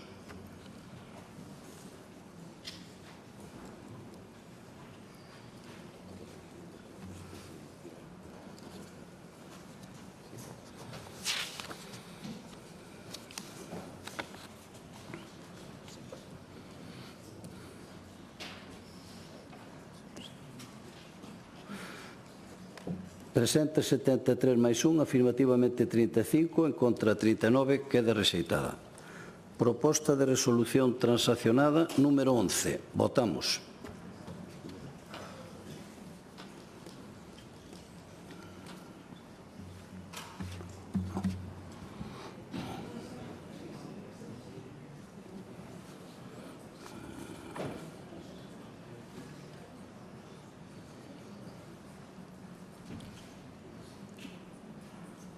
Presente 73 máis 1, afirmativamente 10, en contra 39, 25 abstencións, polo tanto queda rexeitada. Proposta de resolución transaccionada número 12. Votamos.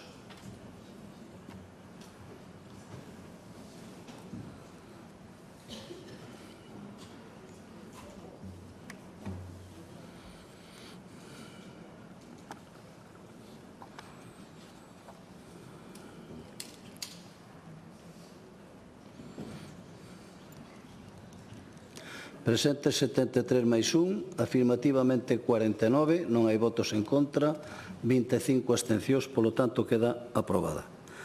Proposta de resolución transaccionada número 13. Votamos.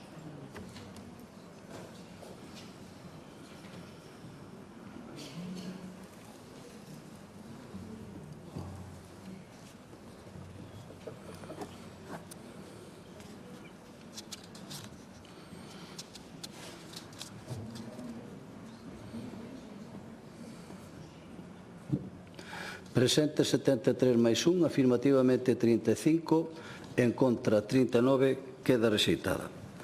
Proposta de resolución transaccionada número 14. Votamos.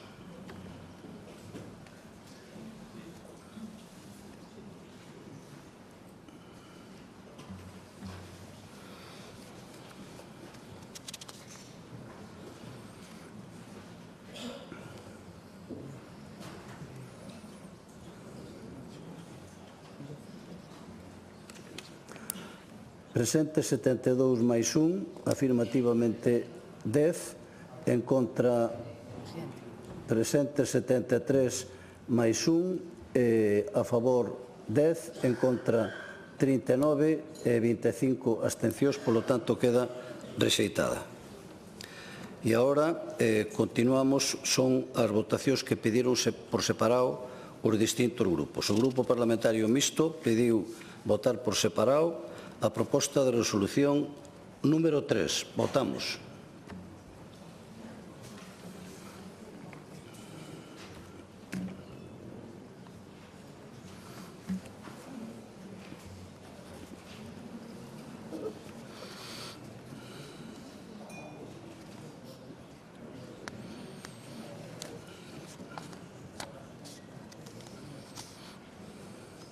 Presente 73 máis 1, afirmativamente 1, en contra 39, hai 34 abstencións, polo tanto queda rexeitada.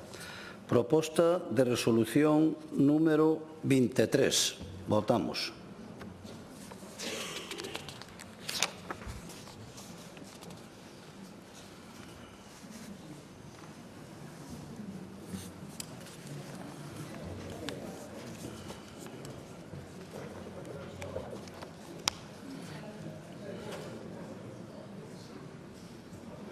Presente 73 máis 1, vota afirmativamente 1, vota en contra 73, polo tanto queda rexeitada. Proposta de resolución número 26. Votamos.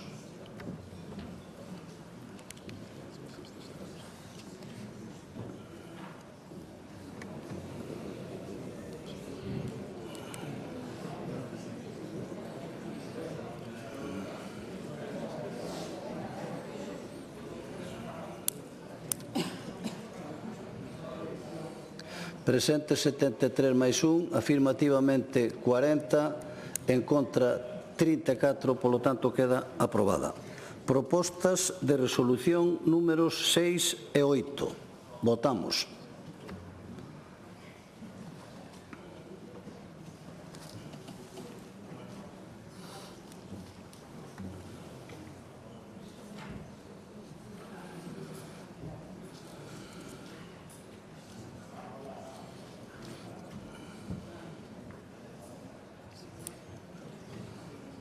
Presente 73 máis 1, afirmativamente 10, en contra 64, queda rexeitada. Propostas de resolución números 24 e 25. Votamos.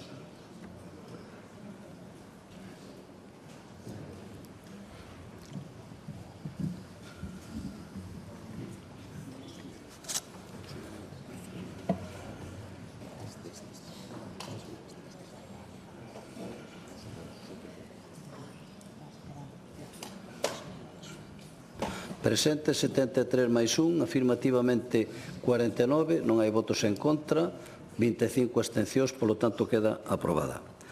Propostas de resolución números 16, 28 e 31. Votamos. Perdón? Adiantaches unha aí anterior. Cual? 7, 20, 22. Como? 7, 20, 22.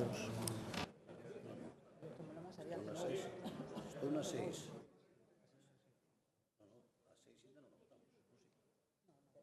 Seguinte, No, a 6. Eu dixen. A ver, propostas de resolución números 16, 28 e 31. Como é a 7? Aquí pon 6. Estamos mal orientados. No, pois é 7.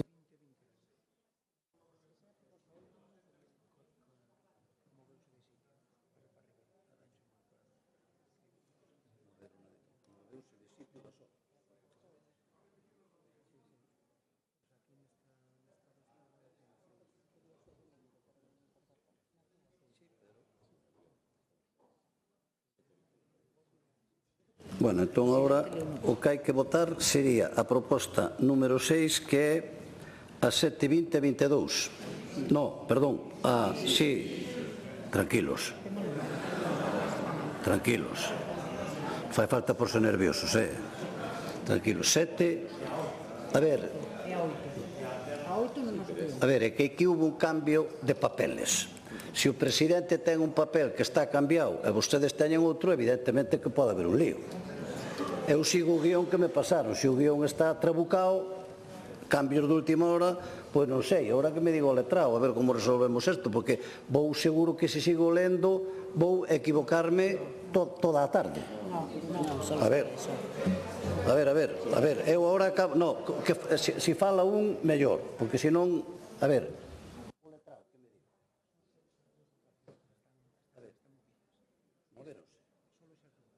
esta que número é?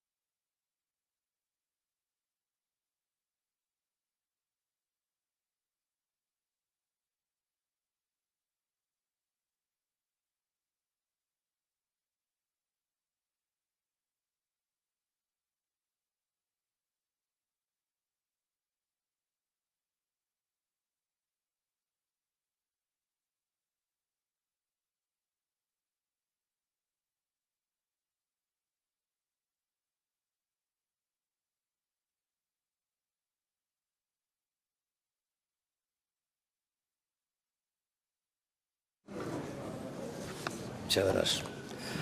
Votamos entón, a ver, recuperamos a atención. Votamos entón a 6. Proposta de resolución número 6, estamos falando do grupo mixto. 7, 20 e 22. Estamos de acordo? Votamos, moi ben.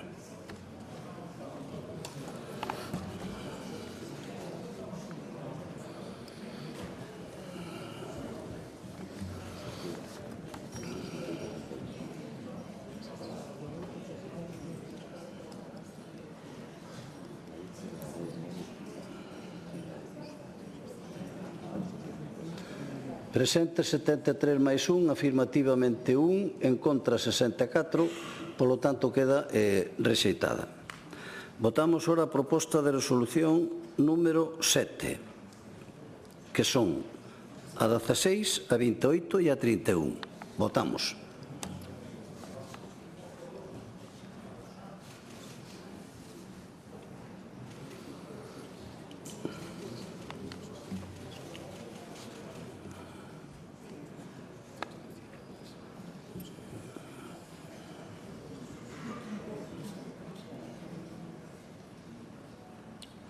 Presente 73 máis 1, afirmativamente 26, en contra 39, hai 9 abstencións, polo tanto queda rexeitada. Proposta de resolución número 8, que é os números 2, 9, 12 e 32. Votamos.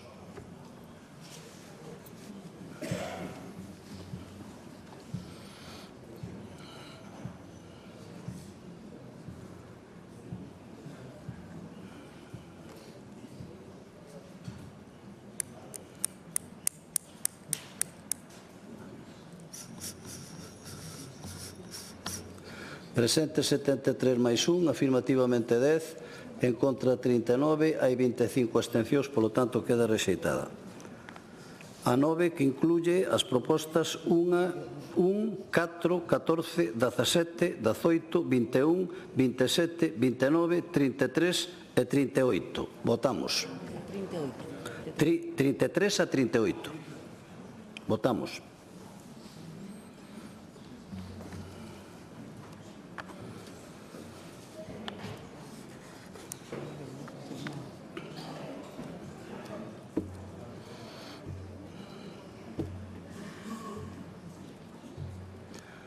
Presente 73 máis 1, afirmativamente 35, en contra 39, queda rexeitada.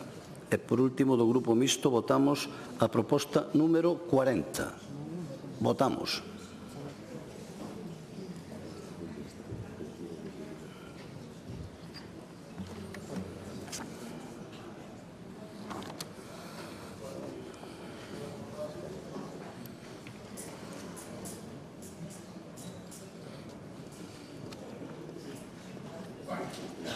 Presente 73 máis 1, afirmativamente o 74, polo tanto queda aprobada. Propostas de resolución por separado que pediu o Grupo Parlamentario Socialista. Proposta de resolución número 1. Votamos.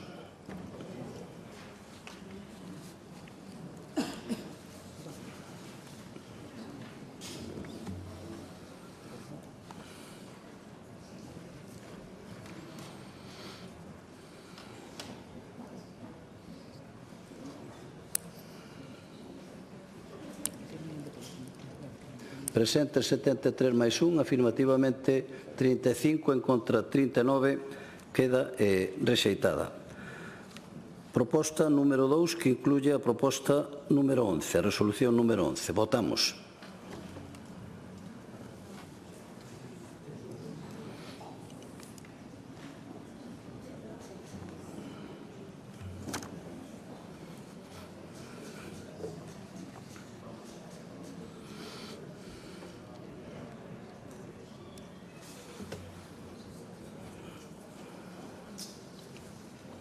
Presente 73 máis 1, afirmativamente 9, en contra 64, hai unha abstención, polo tanto queda rexeitada. Proposta número 3, que incluye a proposta número 14. Votamos.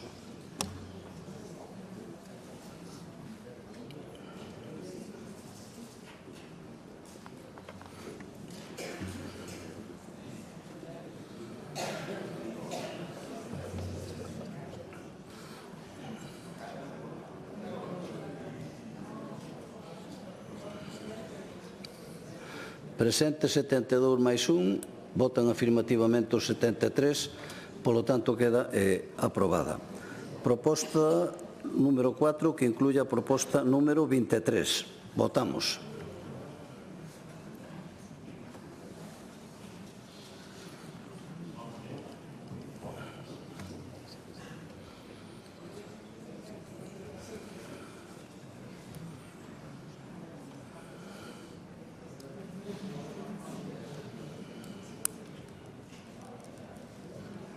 Presente 73 máis 1, afirmativamente 9, en contra 39, 26 abstencións, polo tanto queda rexeitada. Proposta a número 5, que incluye as propostas de resolución 2 e 32.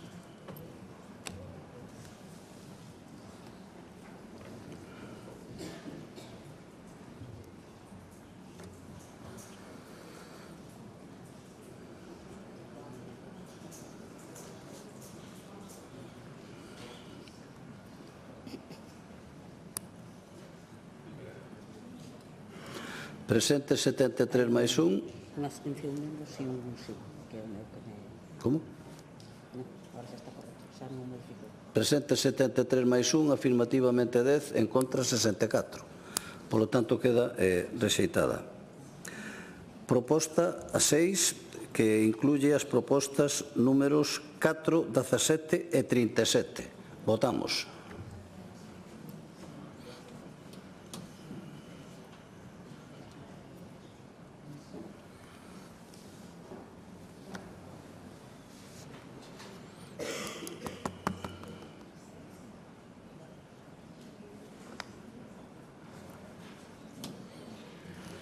Presente 73 máis 1, afirmativamente 9, en contra 39, hai 26 abstencións, polo tanto queda rexeitada. Proposta 7, que incluye as propostas de resolución números 3, da 5 a 10, 12, 13, 15, 16, 18 a 22, 24 a 31, 33, 34 e 38. Votamos.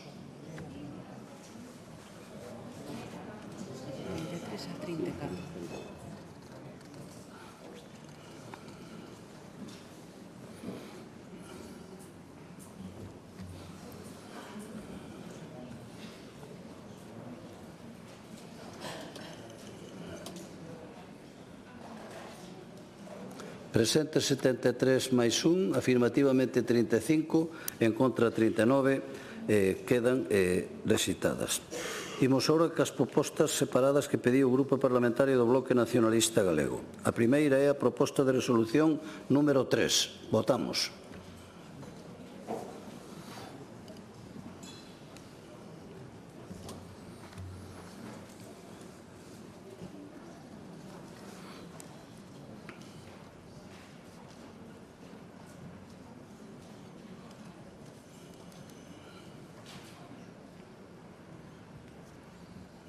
Presente 73 máis 1, afirmativamente 25, en contra 48, hai unha abstención, polo tanto queda rexeitada. Segundo, a proposta de resolución número 25. Votamos.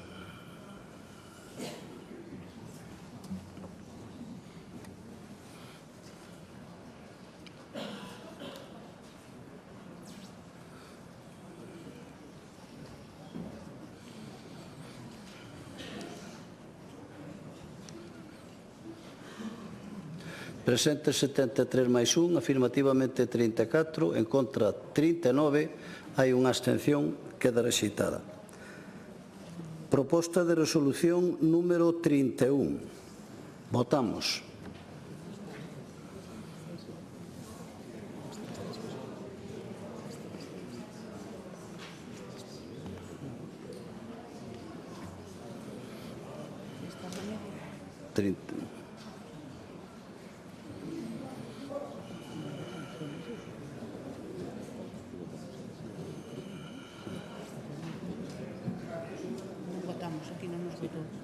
Non vos votou? Bueno, pero decide, mora xa está. Presente 73 máis 1, afirmativamente os 73, os 74. Votan todos a favor. Quen votou en contra? Non votou nadie en contra, todos a favor. No, pero corrigiu-nos sobre a marcha. Sí, corrigiu a mí. Non lle funcionou, pero está votado todo a favor. Bueno, seguimos. Propostas de resolución números 19, 21 e 28. Votamos.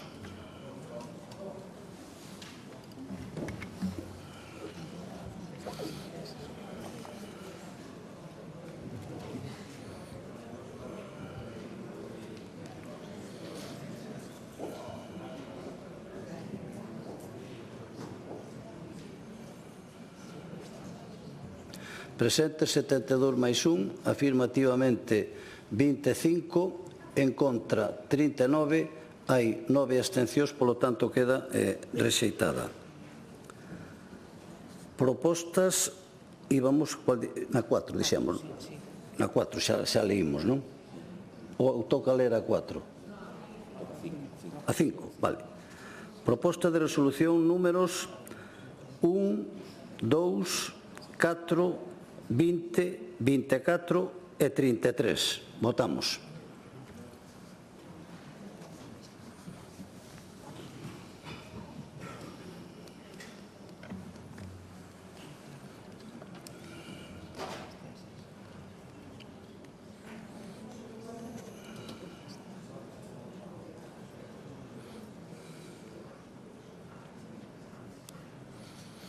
Presente 73 máis 1, afirmativamente 25, en contra 48, hai unha abstención, quedan rexeitadas. E por último, votamos as propostas de resolución números 5 a 18, 22, 23, 26, 27, 29, 30, 32 e da 36 a 40. Votamos.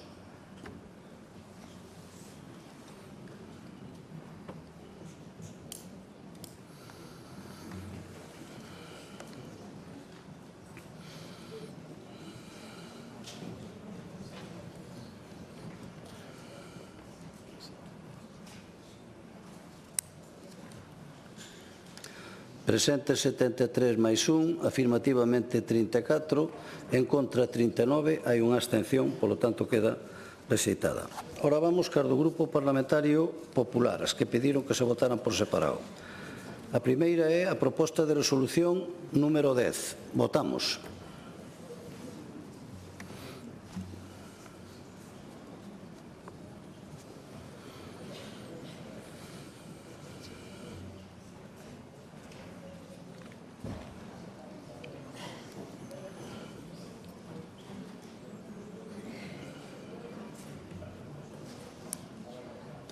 Presente 73 máis 1, afirmativamente 48, non hai votos en contra, 26 abstencións, polo tanto queda aprobada. Votamos a proposta de resolución número 15. Votamos.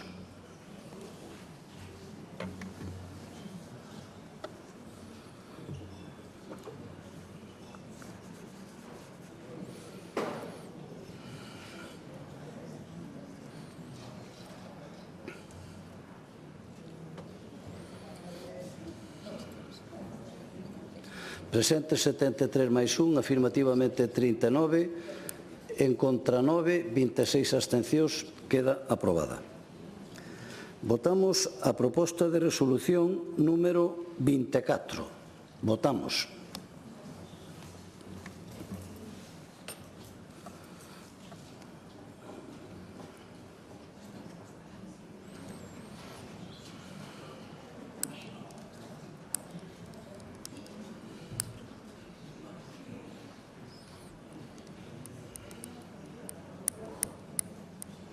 Presente 73 máis 1, afirmativamente 39, en contra 25, 10 abstencións, queda aprobada. Votamos agora a proposta de resolución número 34. Votamos.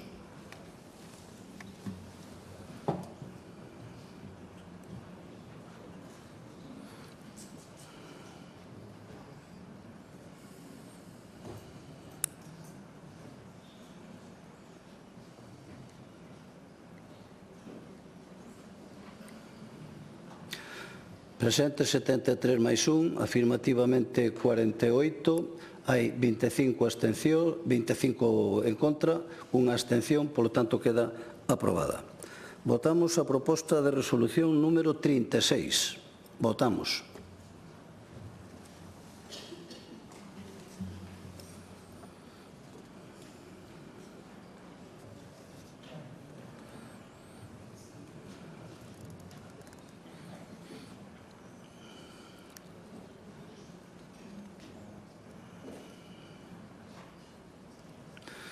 Presente 73 máis 1, afirmativamente 49, en contra 25, polo tanto queda aprobada. Proposta de resolución números 1 e 2. Votamos.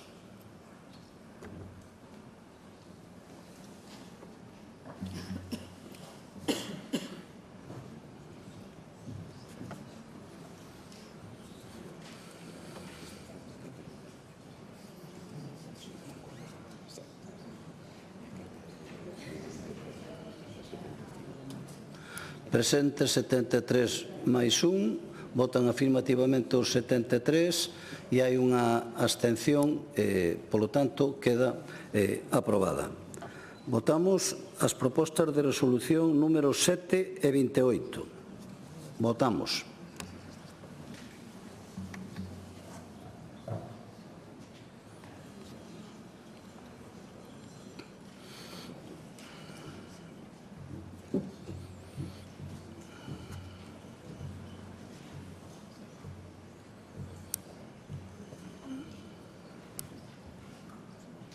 Presente 73 máis 1, afirmativamente 39, en contra 34, unha abstención, polo tanto queda aprobada.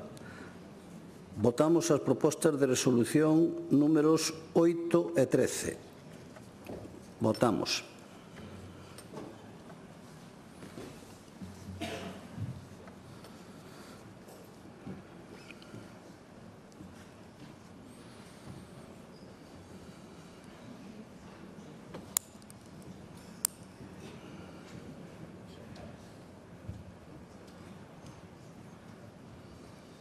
Presentes 73 máis 1, afirmativamente 40, non hai votos en contra, 34 abstencións, queda aprobada.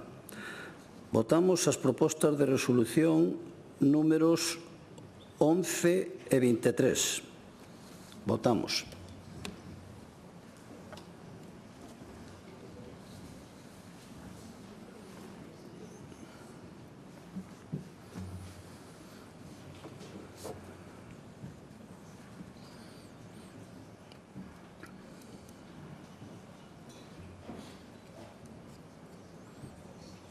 Presente 73 máis 1, afirmativamente 39, en contra 25, 10 abstencións, polo tanto queda aprobada. Votamos as propostas de resolución números 6, 12 e 17. Votamos.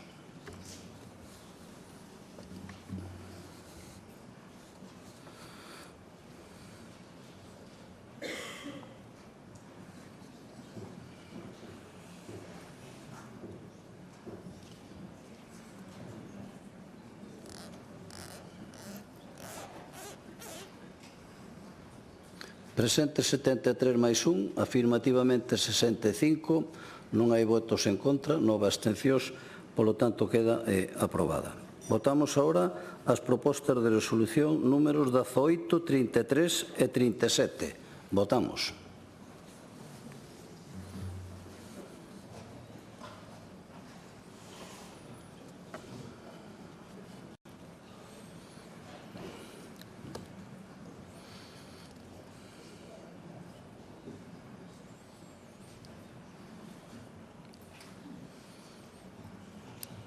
Presente 73 máis 1, afirmativamente 40, non hai votos en contra, 25 abstencións, polo tanto queda aprobada. Votamos propostas de resolución números 16, 21, 27 e 39. Votamos.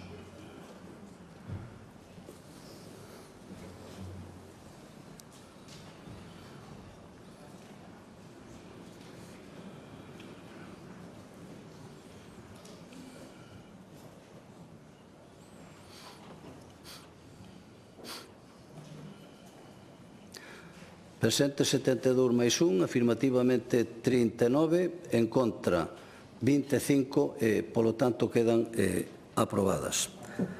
Propostas de resolución números 3, 30, 31, 38 e 40. Votamos.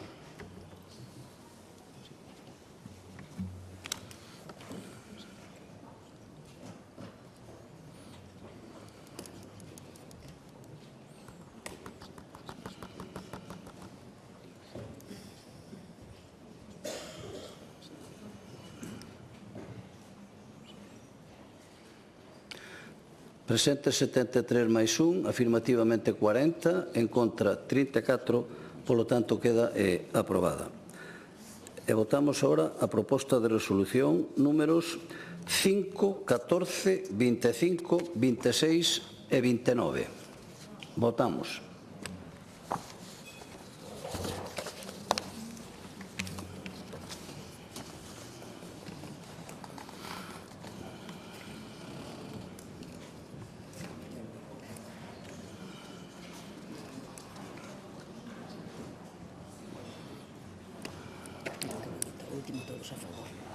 Presentes 73 máis 1, afirmativamente 74, non hai votos en contra nin abstencións, polo tanto queda aprobada. E votamos as propostas número 4, 9, 20, 22, 32 e 35. Votamos.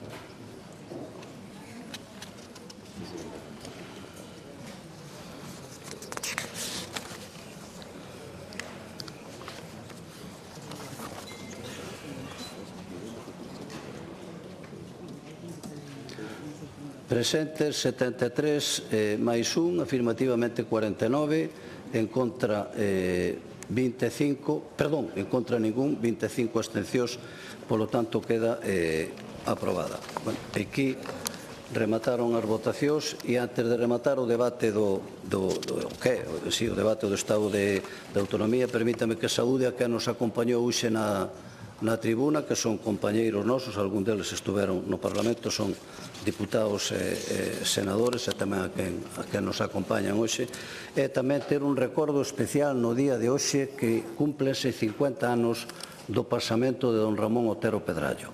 E este Parlamento, por unanimidade, acordou dedicarlle este ano a don Ramón. Polo tanto, don Ramón sempre no recordo de todos e de todas. Gracias. Remata aquí o debate do Estado de Autonomía.